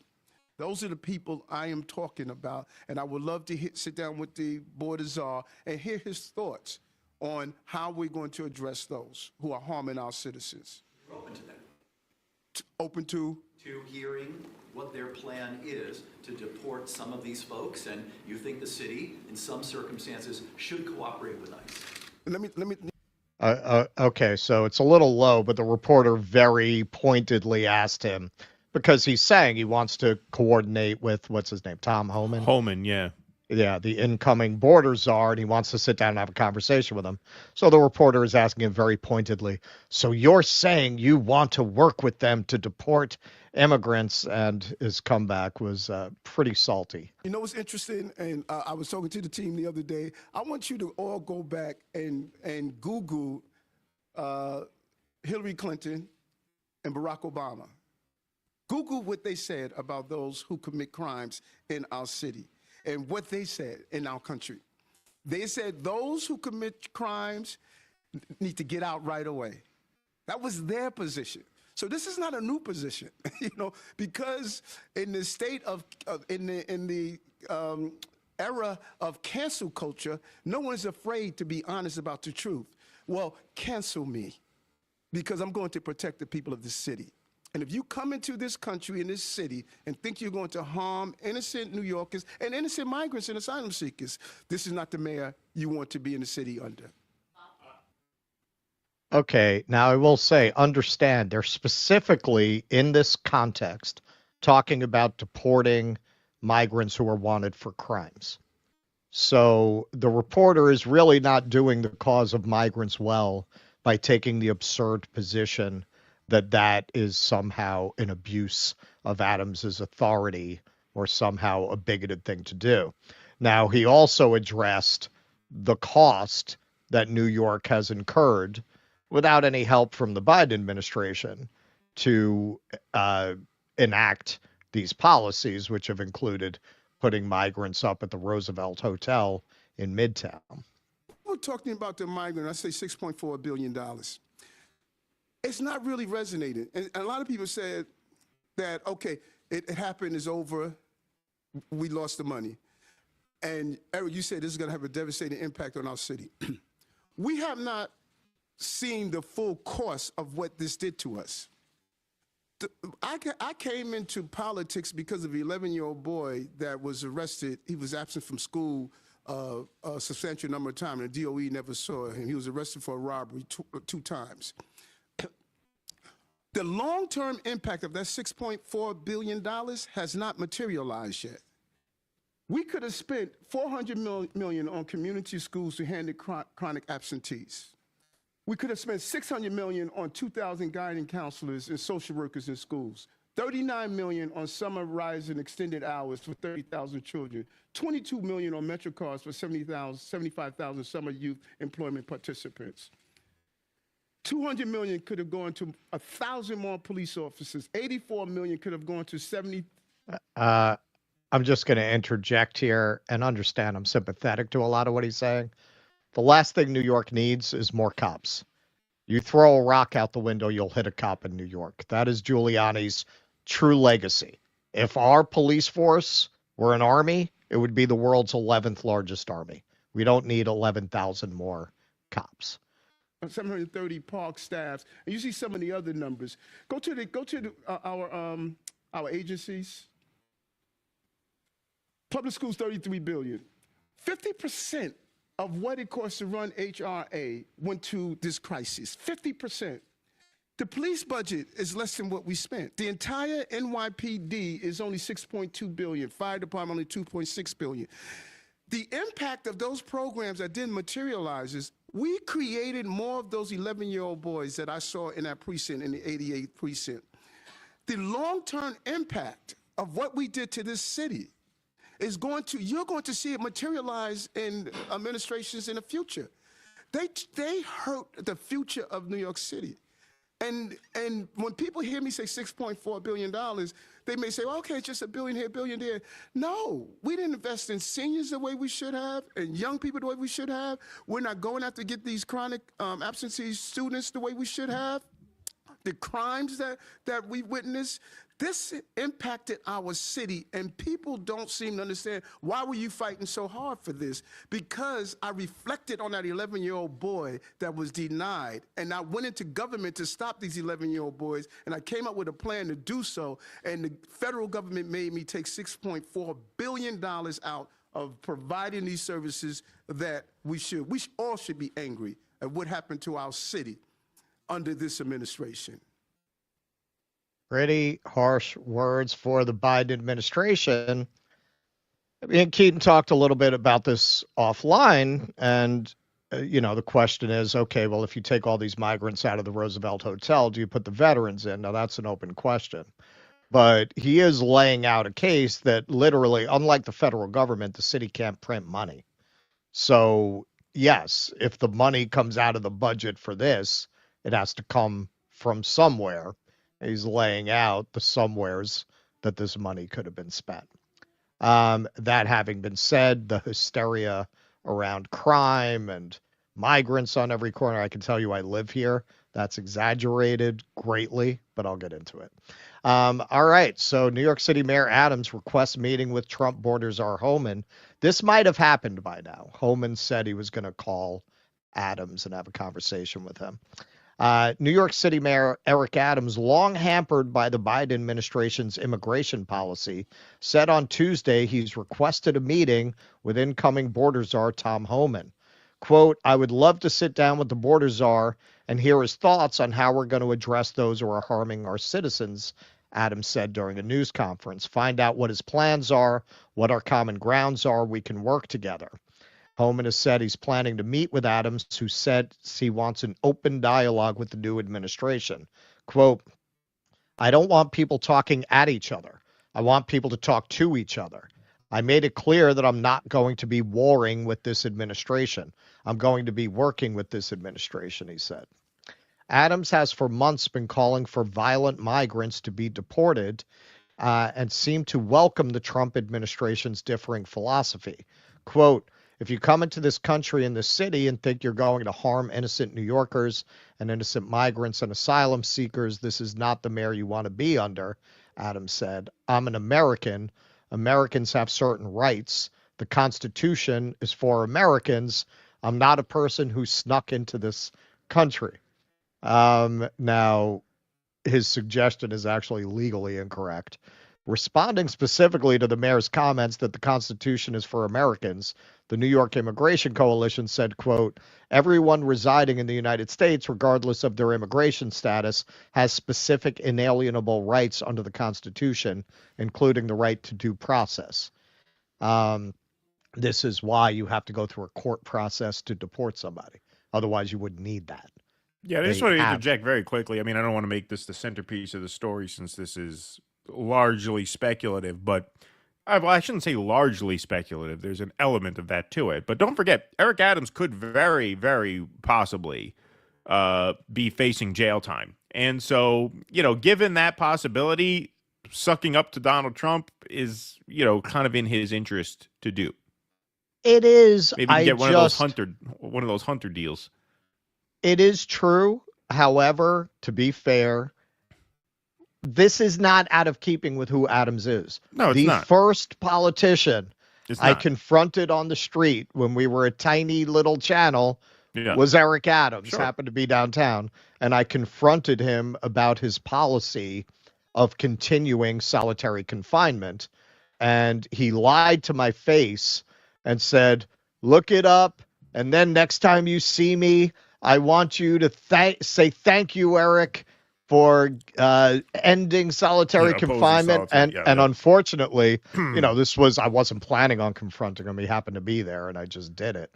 So I go home and I look it up. He's for like punitive confinement or something. Right. Like punitive isolation, something like that. Literally exactly the same confinement. Thing. Yeah. So Eric Adams has been bitching about the city's legal strictures on what he could do about this for basically his entire term, and certainly since DeSantis and Abbott started sending immigrants to New York. Right. So this isn't coming out of the blue, and it's not inconsistent with his politics. Right. Otherwise, I would pretty much chalk it up to that. If all of a sudden Brandon Johnson, if he were in trouble and he started singing this tune, I'd say, well, absolutely. Remember, Adams is a 20-year cop and a Republican. He's a Republican, yeah. He was a Republican until he decided to become a Democrat so he could run for mayor. Right. Because I think Democrat registrations are like 4-1 in New York for Republicans.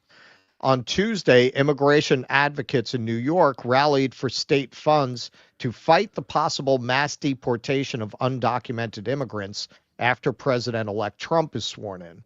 There was a time when 4,000 migrants arrived in New York City every week. The influx of migrants reached a high point in January, with 69,000 in the city's care. Last week, it was down to just over 56,000. Since 2022, roughly 250,000 have arrived in New York. Immigration advocates are demanding $165 million in state funding for expanded legal services. Now, this is why I'm telling you this picture that you get from my arch nemesis there, Cash Jordan, or more visibly from the New York Post and from Fox News, that there's a migrant on every corner and it's chaos. It's total bullshit. It's a city of 8 million people, many of whom are immigrants. This isn't like all of a sudden you dropped a bunch of brown people in the middle of Iowa. It's New York. like white people are a minority here. Yeah, half so the people could be an immigrant when you walk down the street. You wouldn't know. Right. You would not notice it. If you ride the 7 train to Flushing, where I'm from, where I grew up, you're going to have half the planet's nations represented on every subway car. Right. So a bunch of migrants in New York, you wouldn't notice it. The only thing I have noticed is you have more mothers with children selling like candy on the subway car to markup. Like they'll buy it and then they'll sell it for $1 more than they paid for it and try to make some money that way. Other than that, that's it. That's it. You go downtown. I just gave because I had an old client who asked for it, and I love that client. So I did the only tour I've done in a year for hire like that, aside from our stream, which is a little different. I was walking all around downtown. None of that. You don't see. It doesn't look any different. You would not notice this in spite of what you're told. So moving along. These folks are New Yorkers. We will give them the chance to become our neighbors. We'll give them a chance to stay with their families, said New York State Representative Catalina Cruz. Now, again, none of this is to say I am personally sympathetic to what he's saying. First of all, if they're wanted for crimes, that seems to be a no-brainer to me. Like if you're talking about, which they are, they're talking about specifically targeting people who have committed crimes. What's there to even debate about? What's there to even argue about? They're wanted for crimes, of course. Go ahead. Go take them out of the city. But the people who are wanted for crimes, he's kind of conflating two things because there's no way that there are that many people wanted for crimes to the point where it's creating that big a price tag. Wait, hold that thought. New York City polls demand crackdown after revelation about criminal migrant population approaching 60,000. Enough of this crap. New York City officials are reacting to a bombshell new report by the Post that shows an alarming 58,626 migrants with felony records or facing criminal charges are freely roaming the Big Apple, with some 670,000 in total across the country. Out of the 759,218 illegal border crossers who now call the 5 boroughs home, you just have to take the loaded language with the Post, 7.7% were either previously convicted of crimes or had criminal charges pending, according to the U.S. Immigration and Customs Enforcement data. But instead of rounding up and deporting tens of thousands of known criminals, critics say the city has rolled out the red carpet with its asylum policies, providing free lodgings, money for food, and even one-way plane tickets anywhere in the world. Meanwhile, politicians told the Post they're reaching their breaking point from the generous giveaways and lax enforcement taking place under NYC's sanctuary city policies and laying blame at the feet of state and federal officials. Quote, Kathy Hochul said she'd be the first one to call ICE if a migrant broke the law. She has over 58,000 phone calls to make, Rep. Mike Lawler, who's weighing a run for governor, told the Post. Kathy Hochul must immediately end New York sanctuary state status and fully cooperate with ICE to ensure the safety and well-being of all New Yorkers. Mayor Eric Adams has frequently called for sanctuary city rules to be loosened so migrants suspected of serious crimes could be turned over to ICE. However, His Honor has thrown his hands up, claiming he lacks the political support of the city council that would be needed to change the controversial laws that prohibit NYC law enforcement from cooperating with immigration officials' investigations. Now, I want to mention this because I really, we always want to be honest. Like I said, I don't see immigrant crime. I don't see migrants degrading quality of life in the city. I tried to look into whether crime rates have gone up. The most I could find, which tells me there are no such numbers, because if there were, the Post would tell you. So this headline, migrants flooding NYC's justice system, making up 75% of arrests in Midtown as pathetic sanctuary city laws handcuff cops. Now, so I took a look at the article, and this is why I'm not even going to use the article. This is all from anonymous sources inside the police department. They do not have any actual numbers to demonstrate this. And given that the New York Post has a relentless bias on ginning up hysteria around this topic, you really can't trust them without hard numbers. So who knows? That having been said, they do talk to people in neighborhoods that I don't go to. That I almost never leave the Harlem neighborhood I live in now that I don't tour guide. So you're talking about places out in the Bronx, places out in Queens, where you're going to have more migrants living, saying that it's become dangerous or it's become overcrowded. I can't say yes or no. I'm not in those places. I suspect they're exaggerating because I know they exaggerate about the place that I live. So why would I think they're not exaggerating about places I don't live? They make it sound like New York is overwhelmed by crime and danger and migrants. Oh, they're all flash mobs are robbing the stores. You know, I believe this did happen someplace. Not happening every place. This isn't happening all over New York. So, yes, they are ginning up hysteria about that. At the same time, I think people, liberals, leftists, what have you, who genuinely mean well, they don't help to make the case for all of the non-criminal migrants when they decide that that's the hill they want to die on, coordinating with ICE to deport criminal migrants. You really don't want to attach your cause to that cause, which is clearly insane. In terms of funding, yes, in a lot of ways, the immigration policies of the Biden administration functioned like an unfunded mandate. You expect these cities to take in these migrants, but you're not going to give them any money for it. Again, cities can't print their own currency. So that money has to come from somewhere, which I think was a valid point that he made. I think, again, if you're sympathetic to these migrants and you don't want very racist, frankly, kind of voices to dominate the conversation, you can't put yourself in a position where you're tying your defense of immigrants who very often have been forced out of their countries due to U.S. foreign policy destroying their societies.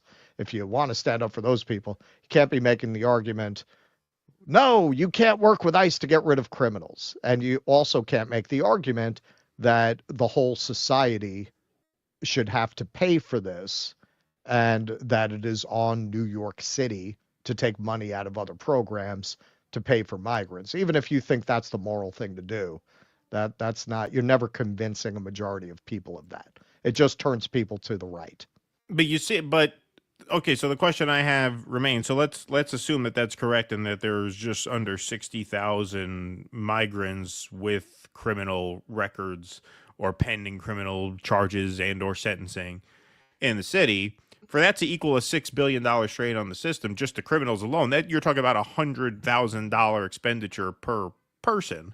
Well, they're talking about the whole of the policy. Right. No, they're talking about the whole thing. Right. They're talking about the whole thing. So you're not just talking about the criminal migrants at that point. You're talking about the strain that immigration has put on the system. And then you're saying, well, we're going to get the criminals out, implying that that's going to free up a lot of resources. But if you're not going to get the non-criminals out, then it's not going to free up that many resources. So he's kind of tying these two things together in a sort of sleight of hand kind of way. I mean, how many migrants are at Randall's Island? 2,000. That's the biggest housing facility that they've set up. It's a few hundred at the Roosevelt Hotel. There are a couple other hotels. One in the outer boroughs. I forget. I think there's one downtown, something like that.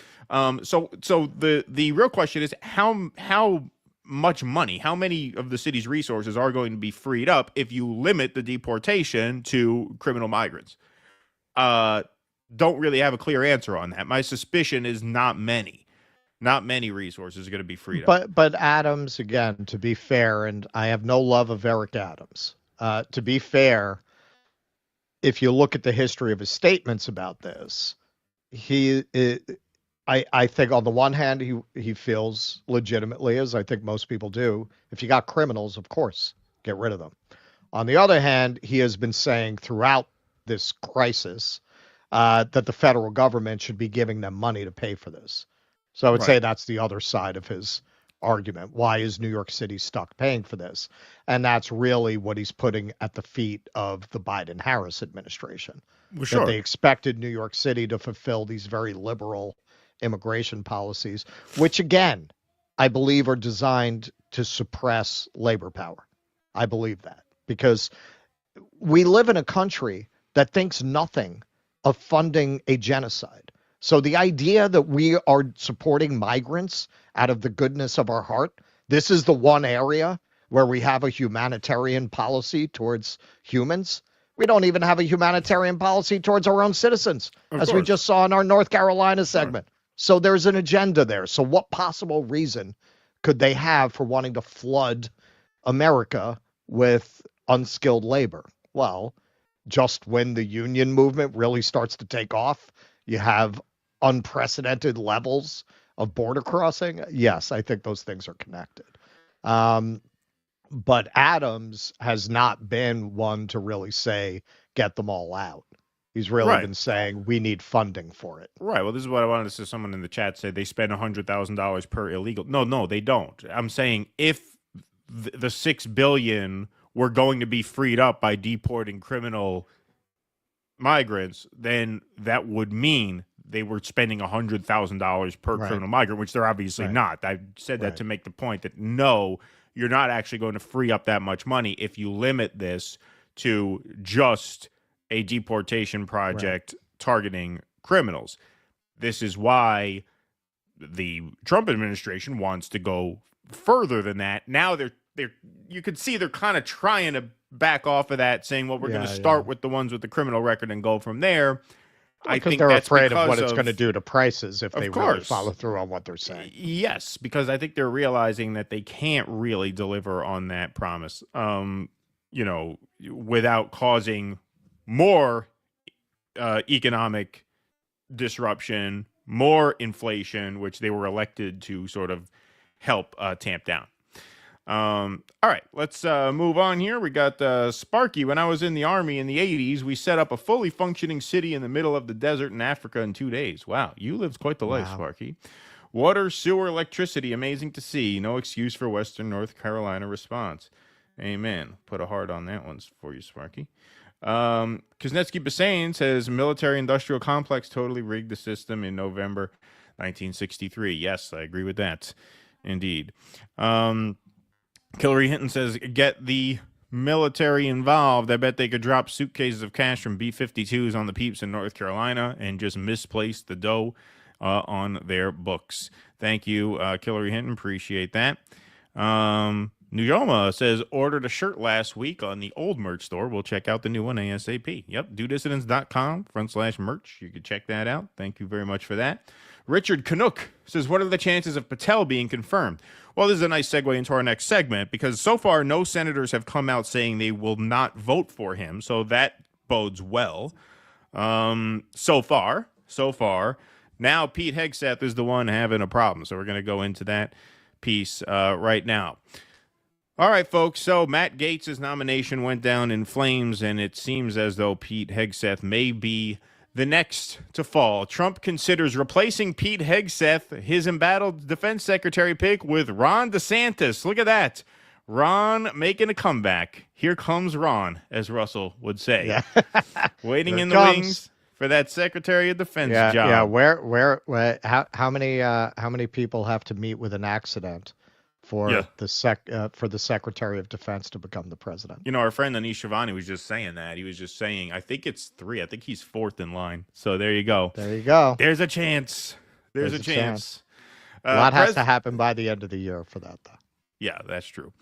President-elect Donald Trump is considering replacing embattled Defense Secretary choice Pete Hegseth with Florida Governor Ron DeSantis, according to 2 sources familiar with the decision-making. DeSantis is very much in contention, one source said. Another told NBC News that Trump and DeSantis directly spoke about the issue. Trump talked to the governor and wants him to do it, a source familiar with the conversation told NBC News on Tuesday night. NBC News reported Tuesday that Hegseth's nomination is in jeopardy because as many as 6 GOP senators are wavering in their support for him. 6, that's a lot. So the Republicans have 53 seats, which means you have 3 to work with. You can afford to lose 3. You cannot afford to lose 4. So 6 is obviously pretty tough to overcome that. Well, and Ensure stock is up like 3% today. Yeah, right. That's true. The Wall Street Journal first reported Tuesday night that DeSantis was under consideration for the cabinet post. Other possible contenders for the Pentagon top job include Senators Joni Ernst and Bill Hagerty, according to 2 sources familiar with the decision-making. Representative Mike Waltz from Florida, who Trump had chosen for White House National Security Advisor, is also a possible pick for leading the Pentagon, 2 other sources said. Senators with reservations about Hegseth have expressed concerns over allegations involving him and drinking and reports about his treatment of women, including a sexual assault allegation in 2017 over which he was never charged. Hegseth has denied that he mistreated women and has said the encounter with the woman who accused him of assault, with whom he later reached an undisclosed settlement, was consensual. He did not respond when asked about the drinking allegations Tuesday evening. In a post to X Wednesday morning, Hegseth vowed not to withdraw as Trump's pick, calling the reporting on the allegations against him an attempt to smear him with fake anonymous sources and BS stories. Here's the tweet they link to here. I'm doing this for the war fighters, not the warmongers. As we got into with Michael Tracy, this guy was one of the last people to disavow the Iraq War. In fact, to my recollection, I don't know if he ever formally did. He calls himself a recovering neocon, this guy. So why this is an anti-establishment pick, I don't understand. I don't understand why MAGA is all in for this guy. Is it because he's on TV? Is it because they know him from TV? Yeah. Oh, same as Trump. Yeah, exactly. The left is afraid of disruptors and change agents. They are afraid of Donald Trump and me. So they smear with fake anonymous sources and BS stories. They don't want truth. Our warriors never back down, and neither will I. Well, some reporters caught up to him yesterday morning and asked him specifically about rumors of DeSantis replacing him. Have you had any conversations with the president-elect about replacing you with Governor DeSantis? I spoke to the president-elect this morning. He said, keep going, keep fighting. Behind you all the way. So you're in this all the way? Why would I back down? I've always been a fighter. I'm here for the war fighters. This person passionate for me. When I'm in a hotel room with a woman, she puts up a fight, I don't take no for an answer. On Fox, she says that you are a change. There you go. She just scored it away. she got body blocked. Yeah, exactly. Yeah, little flying tackle, stiff arm out there. Yeah, exactly.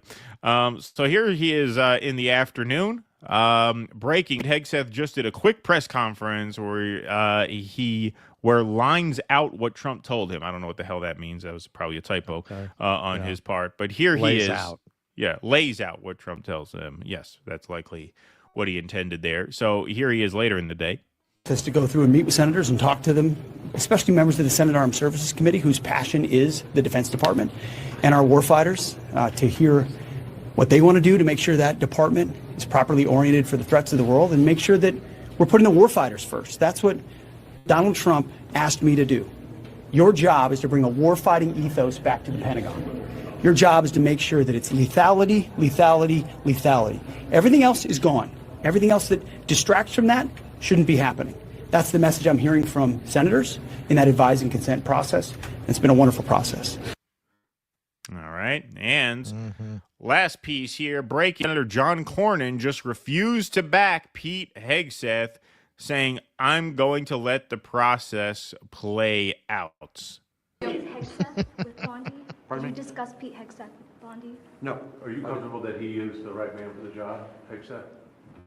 I'm going to let the process work itself out.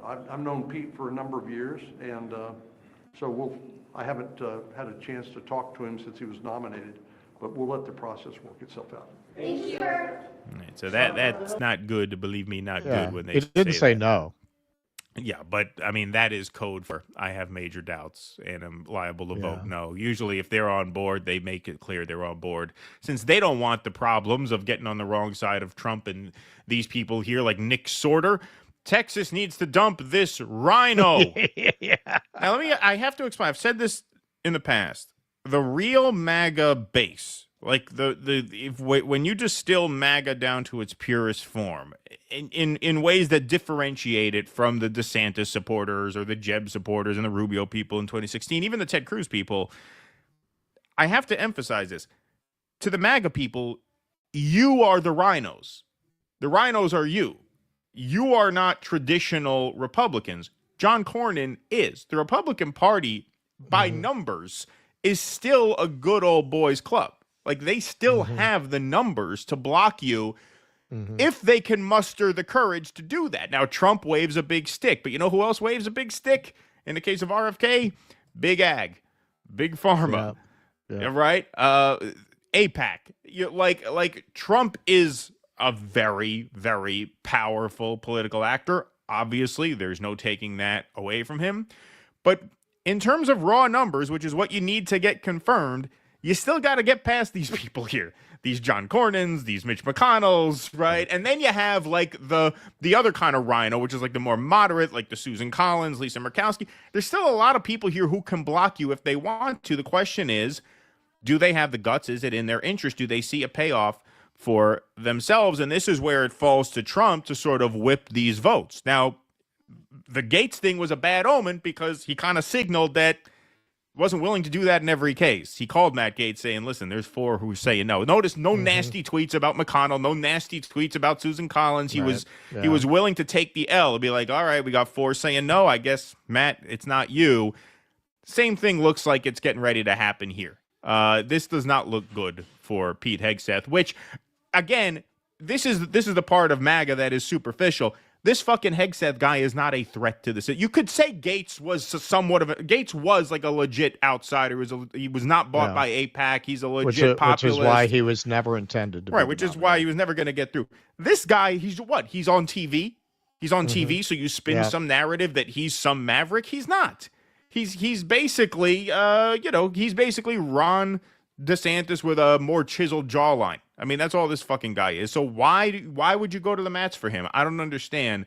It looks like he's gonna tank. And Ron DeSantis, imagine he picks fucking DeSantis. That would be hilarious. That'll be well. We know he's gonna fight the woke in the military. He's gonna fight the woke on the beaches. Right. Yeah. He's gonna fight the woke in the barracks. Yeah. This guy's own mother's email leaked about his history, not of assaulting women per se. She doesn't say that in the email. But it sounds, when your mother writes about what an abusive prick you are to women throughout your life, and that being your pattern, when your mother writes you that email, you're probably a prick. And, the response, well, who do you think leaked that? Unless you're saying it's not real, which nobody is, it's kind of beside the point, or that's at best a side issue. Right. The idea that this guy is somebody that you really want to hitch your star to, why? Because he's on Fox? Trump is such a lazy caricature out of a satire that might have been written by Gore Vidal about the future of American politics, circa 1978. It's absurd. The idea that you'd have this fat, lazy trust fund billionaire. Oh, yeah, that guy on the TV? Yeah, let's put him up for defense secretary. Like, what do you... It's not even like, as with Gates, where you could say this person's a legitimate threat to the system. This is a guy who just wants to, do the America fuck yeah thing, and back Israel to the hilt. I haven't seen any pronouncements from him on Ukraine that would indicate any change in policy. In fact, I think he made statements that would indicate more of the same. No. Yeah. I mean, yes. I mean, he was formerly hawkish on Ukraine. It's tough to say in that respect, because even a guy like Rubio has been hawkish on Ukraine in the past, but has kind of bent to the will of MAGA in terms of voting against funding. Now, don't forget, this guy doesn't have a record you could look to because he's a TV host. So you could only, like, what? Oh, he said something one time and he said another thing another time. Like, there's no way to vet them, really. Yeah, so that's where I want to say, it's not always about deep state interests blocking someone who's going to overturn their apple cart, because there's no indication that Hegseth has any interest in changing the bent of U.S. foreign policy or military policy. Sometimes it is about basic competence. Do you really want to, is this guy really qualified to run the world's largest military by several orders of magnitude? Doesn't seem so. Certainly not to the point you want to overcome these seemingly legitimate sexual assault allegations against him. Yeah. You got the Republican Women's Conference making these allegations. This is not Time's Up coming for him. No. And so, yeah, I think his nomination is not long for the world, and I think a DeSantis replacement would just be really funny. That would be quite something. This is going to be like the Florida cabinet. He got the attorney general from Florida. Now he's going to get the defense secretary from Florida. He's now, his official residence is Florida, Trump himself. So yeah, this is going to be a big Florida White House here. They should just make Mar-a-Lago the actual White House. Just move the White House. Just put that in Mar-a-Lago. He'll live there. I say once again, I don't think Trump is really making these decisions all that much. At best, I think he's very easy for the people around him to manipulate. Yeah. And there are actual nominees behind the nominees. Yeah. They're throwing up these MAGA picks, which increasingly seem like they've seen them on Fox News. I guess that's what makes some of these people a MAGA pick. And they never had any intention of getting these people through the nomination process. And they have people like Bondi waiting in the wings who are the actual nominees. Yep. This part's a show. I think that's right. All right, folks, we're going to take a quick game break here. What do you guys drink in the morning? Coffee, right? So let's talk about Rumble 1775 coffee. Hey, do you enjoy the free speech that Rumble is protecting and fighting for? Our show on Rumble is only possible thanks to our viewers supporting Rumble's platforms and purchasing their products. So most of you drink coffee every day, is that right? And that's why you got to try Rumble 1775 coffee. Some of the best coffee out there, same price as the other coffee you buy, but way better. Rumble 1775 coffee is free from chemicals, yet rich in flavor. This is because their beans are sourced from high-altitude farms in Bolivia, hand-picked, roasted weekly at their facility in Miami, and delivered fresh to your doorstep. And as believers in freedom, buying from Rumble helps fight back against censorious corporations like Starbucks and Dunkin' Donuts. So join the coffee revolution and brew rebellion with Rumble 1775 coffee. Go to 1775coffee.com. Use coupon code STUDIO and get a free month supply of their cognitive boosting supplement Limitless when you buy 2 bags of coffee. That's a crazy deal. Supplements worth more than the 2 bags of coffee. So go to 1775coffee.com and try some today. All righty. We got some more super chats and Rumble rants to get to here. My words of advice says, because 67 to the mayor of Black Mountain, what can be unburdened by what has been? Thank you for that. Noah Goop says, Ron DeSwampas. Thank you, Noah. Appreciate that very much. James Vanderzanden says, Biden ignores his doctors and naps without his CPAP. Yeah, there you go. Wolf L, thanks for the 199. Good NYC talk here. Great show. Thank you, Wolf. Appreciate that very much. Sparky says, Defense Secretary seems like a step down from Florida governor. That's true, Sparky, although this is his last term as governor anyway, right? So I guess it kind of makes sense as a also, remember, he has eyes on the presidency. He wants to get in on that federal level and the connections and the donor network that goes with that. Oh, sure. And politically, joining Trump's cabinet gets the anti-MAGA stink off him, because don't forget, MAGA was not happy with him when he ran against Trump. So joining his cabinet now, being part of the team, sets him up very well for a future run. Kuznetsky Bassane, thanks to the 199, just what we need in U.S. government, more war fighters. Yeah, exactly. We don't have enough. Says Hegseth's another eschatologist nutcase. That's his real problem. Thank you, Sparky. Appreciate that. All right, folks, we have one more piece that we're going to do here on the YouTube side, and then we got some Rumble material for you. You're not going to want to miss that. So go to dudissidents.com/Rumble. You can start heading over there now if you want to get a head start. We got 1,000 of you guys over there now, 1,600 strong in the YouTube chat. One more segment here. Yeah. We will be covering the CEO that slipped on a banana peel. Exactly. And also, Russell Brand addressed the question of his attendance at Diddy parties.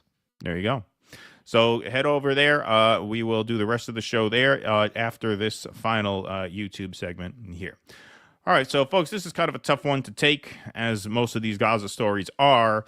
But CNN did a report on the food shortage in Gaza, and they got some pretty astounding footage. That is, like I said, emotionally kind of tough to take. But here is a report from them. In this ocean of desperation, a crush of bodies pressed against one another heave towards the same goal, a loaf of bread to survive.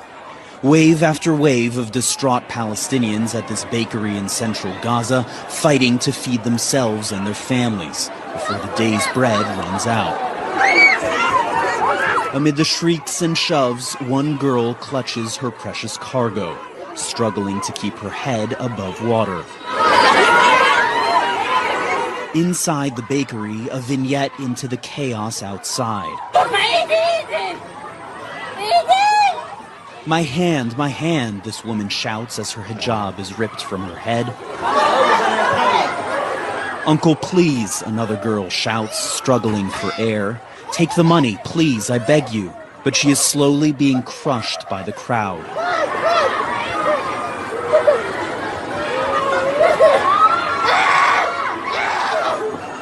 Outside the bakery, the scale of the desperation becomes apparent.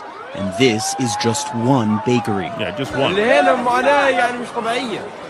The suffering here is unimaginable, Karam Mafana says. I've been standing for 4 hours trying to get a single loaf of bread. 4 hours, and I still can't bring bread home. For those who left empty-handed, there is nothing but uncertainty ahead. The World Food Program says all its bakeries in central Gaza have now temporarily shut down due to a lack of humanitarian aid entering the strip. For this woman's niece, it is already too late. What is the crime of this child? She is only 13 years old. Why did she have to go to a bakery and stand in this crowd? Zina was one of 3 people killed while trying to buy bread at that same Gaza bakery, crushed by the desperate crowd. Our bread is soaked in blood, the father of another victim says. Where did she go? How did she get in? How did she leave? I don't know. I only found her when they brought her out dead, he says. He simply cannot comprehend how his daughter could die while trying to buy bread. And Alex, as the humanitarian situation in Gaza grows ever more desperate, very little seems to have been done to actually resolve those humanitarian aid bottlenecks in Gaza. But U.S. and Israeli officials say that in the wake of this ceasefire between Israel and Hezbollah, they believe that there is now an opening for a ceasefire and hostage deal with Hamas. Yeah, so obviously we've heard excuse after excuse after excuse from Matthew Miller and the like. No famine or food shortage here. Don't believe your lying eyes or the press. Believe the Israeli army. And, of course, don't bother reading Michael Fakhri's report on starvation as a weapon of war. What does he know? So they link to that UN report. We'll read a little bit of that. Report of the Special Rapporteur on the Right to Food by Michael Fakhri. Starvation and the right to food with an emphasis on the Palestinian people's food sovereignty. So we'll just go to some conclusions and recommendations. The graphic report, Palestinian People's Food Sovereignty, summarizes the specificities of the Palestinian people's food sovereignty and the universal struggle for the realization of the right to food. It's available on the website. The graphic report illustrates the following account. How states and international institutions are responding to Gaza is redefining the very nature of international law.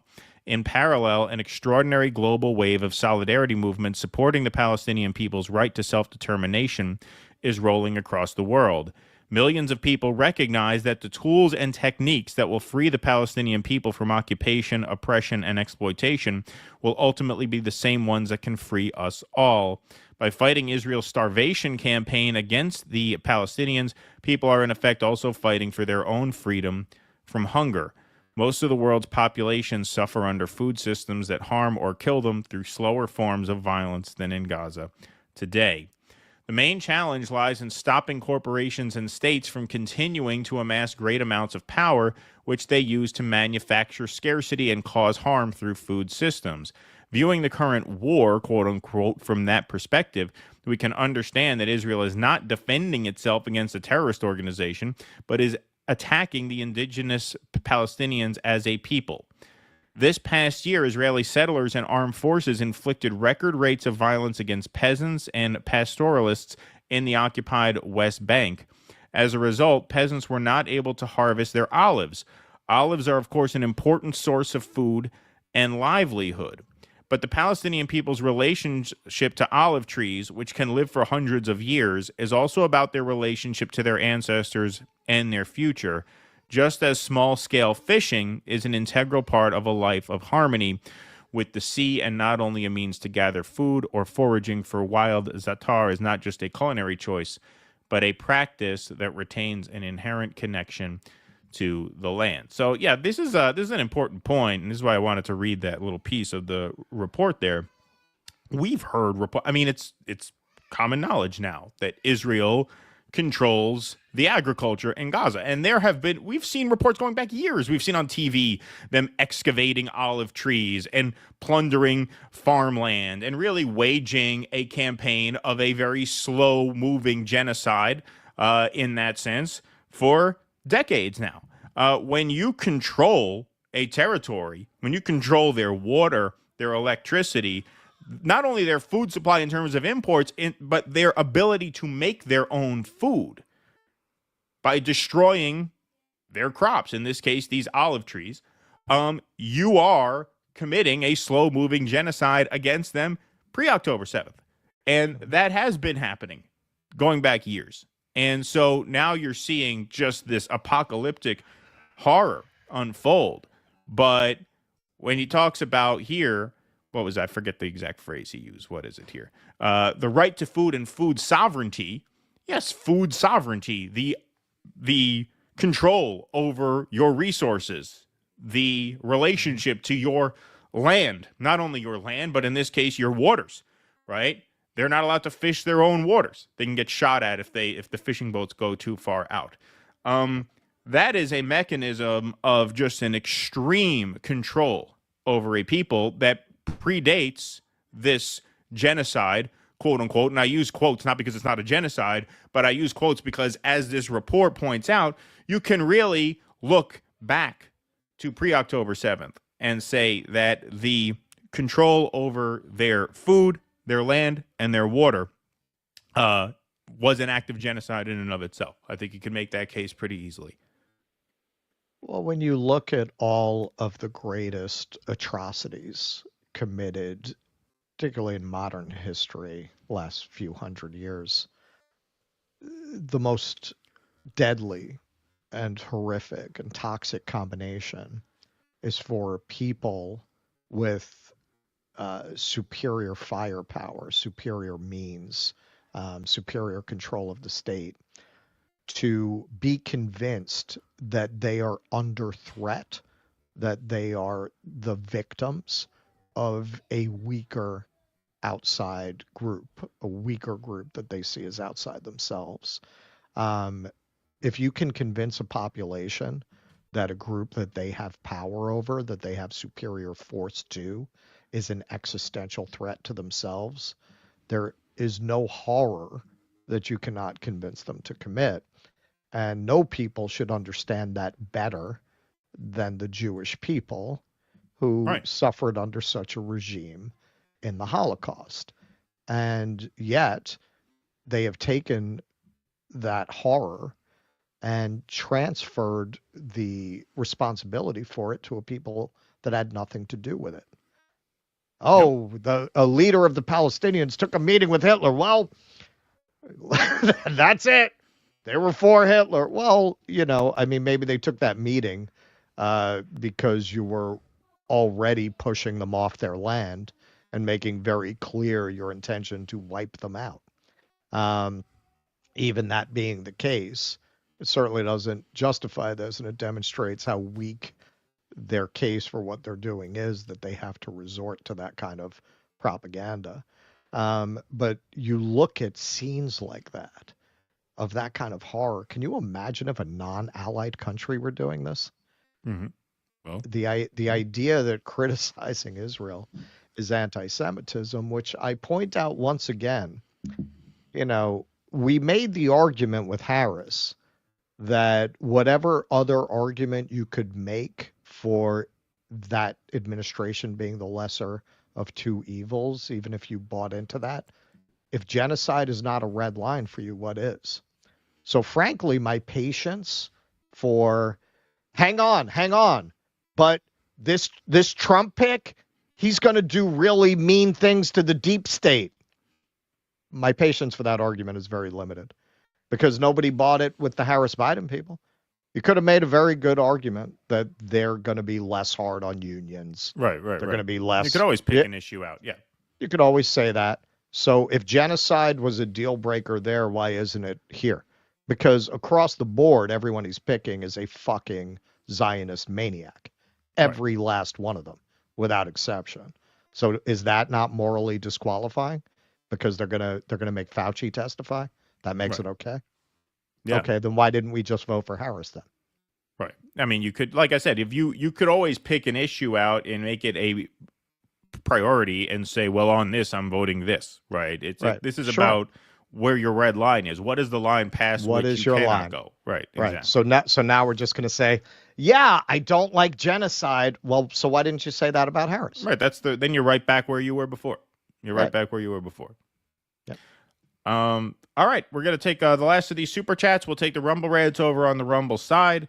And there will be an intermission before the show continues over there. So we're going to put the link up here. DoDissidents.com/Rumble takes you to this current live stream. So meet us over there in a few minutes. I got a few of these to knock out, just a couple actually. P. Walker, thanks for the $5. Amazing that CNN piece was aired, given how CNN runs everything through Israel first. They did that Gaza piece too on the field hospital. I think that got like an Emmy nomination or something. They have had reporters go in and do some good work from time to time. It is strange, you're right, because then you look at the editorial bent. You got Dana Bash and Jake Tapper and Wolf Blitzer. Right. But right. yeah, you do see a report on here from time to time. Yeah. Yeah. No, they did that great report on apartheid in the West Bank. Yep, that too. China Shill, thanks for the $2. Negative 2,000 social credit. Blank state on notice. Just kidding. Heart. Thank you, China Shill. Appreciate that.